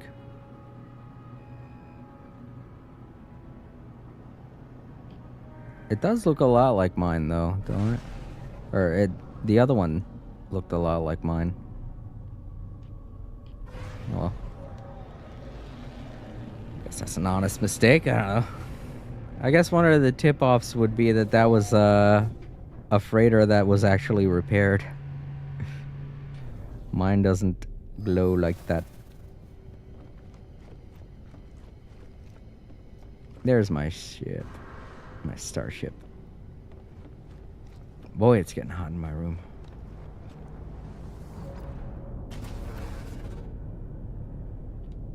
No.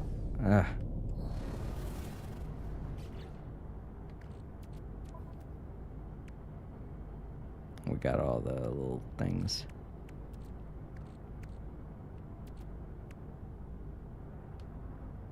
Well, I mostly want to grab the silver.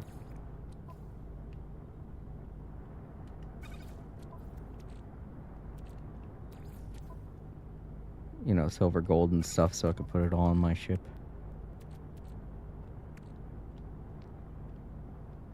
Oh, that's a storm crystal. I thought it was a nugget.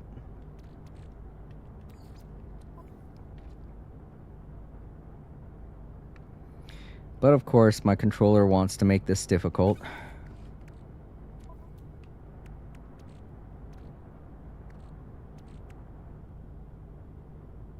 Where's the tritium? I know I had tritium on my ship. Did I use up the rest of it? What? I guess I did, because it's not on here.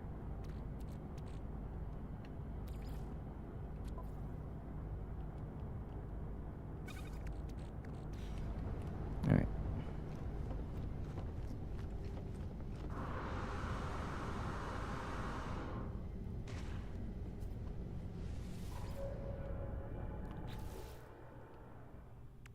Oh, we have some on this one, so.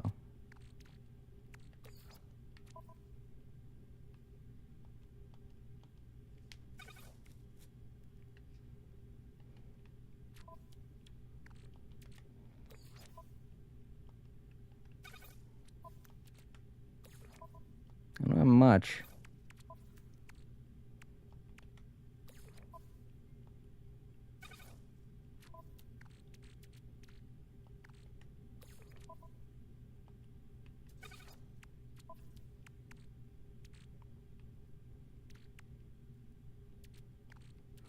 Very mysterious save data this will be if I come back to it in the future. I'll be like, what is going on with this save data? I forgot what happened in this expedition. I completely forgot. Yeah, here we go, Vakeen. And everything's red. Alright, cool. Now let's go make... Oh, you know what? Come to think of it, that's why I was going to make that, because of... Oh well, now I don't have to. Because of the food processor, but I put it on my starship, so no reason to do it now. Oh well. Yeah, let's take this stuff and put it on my freighter, because I'm kind of tired of holding it. Technically, this is where it's supposed to belong, right? Because this freighter is originally where I got it from. Just putting it back where it came from. I'm going to keep these because I can sell them in the future if I decide to come back to the save data. Alright, let's save. That does it for this expedition. It was pretty fun. There were some complications. It wasn't as wonderful as some of the other expeditions that I've been on, but it was definitely worth doing.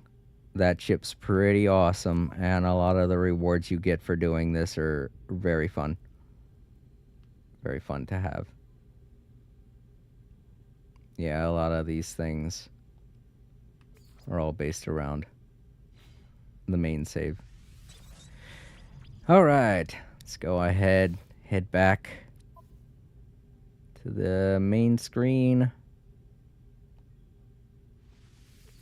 and the stream. Give out my thanks and all that stuff. Wrap everything up. Okay. Set up my phones here. Alright. So that does it for another day of All Creator Live. Over on Twitch, I want to thank Kizuna for stopping by again. It was good seeing you. I hope you enjoy the Discord. And over on YouTube, I want to thank Bryce for stopping in and hanging out. I hope you're enjoying your dinner and you're enjoying your new game. I want to thank Artemis for stopping by and saying hello. It was good to see you again. Captain Draco, if you're still there, thank you so much for hanging out with us today. Hope to see you some more. And thank you to Domfy for stopping by and saying hi. Very nice of you. And thank you to Sav It's been a while, but it was good seeing you again. Happy you were able to make up a new account, or well, no, change your name and all that stuff. It's great having you here. And yeah, Captain Draco, I had a feeling you were still here. Just what I was doing was kind of boring. It's been a pretty chill stream, so I wouldn't put it past anyone watching in the archives if you guys fell asleep or not. Hope you all are enjoying your sleep if you did. Um, but yeah, to anyone watching in the archives, thank you so much for watching. Leave a like, comment, share the video, subscribe to the channel if you haven't already. And I will talk to you all next time I stream. Oh, it's alright, Captain Draco. You don't have to keep conversation. That's just what the chill stream's about. Just being here and hanging out and vibing, resting. Ooh, I know I'm going to get myself some rest. This has been a very long expedition. I mean, as long as all the other ones have been. This one was a lot more chill. I mean, there were 2 instances where I had to actually do some fighting, but it didn't take that long, and it was short. Definitely the one where I was trying to get the tentacle was more hectic than the one where I was trying to get the eggs. But anyone looking to do this expedition, that's the only 2 things you'll really have a problem with, is fighting the abominations and the worms. They're pretty tricky to try and avoid, but you could do it. I believe in you. To those wondering what it is I'm going to be streaming next, I like to keep my community tab over on YouTube up to date to let you guys know when it is I'm going to do that. So check back there anytime you're confused or curious as to where my stream's going and what it is I'm going to be doing. I hope you all have a great day, great night, depending on where you live. And I'll catch you all later. Good night, everybody.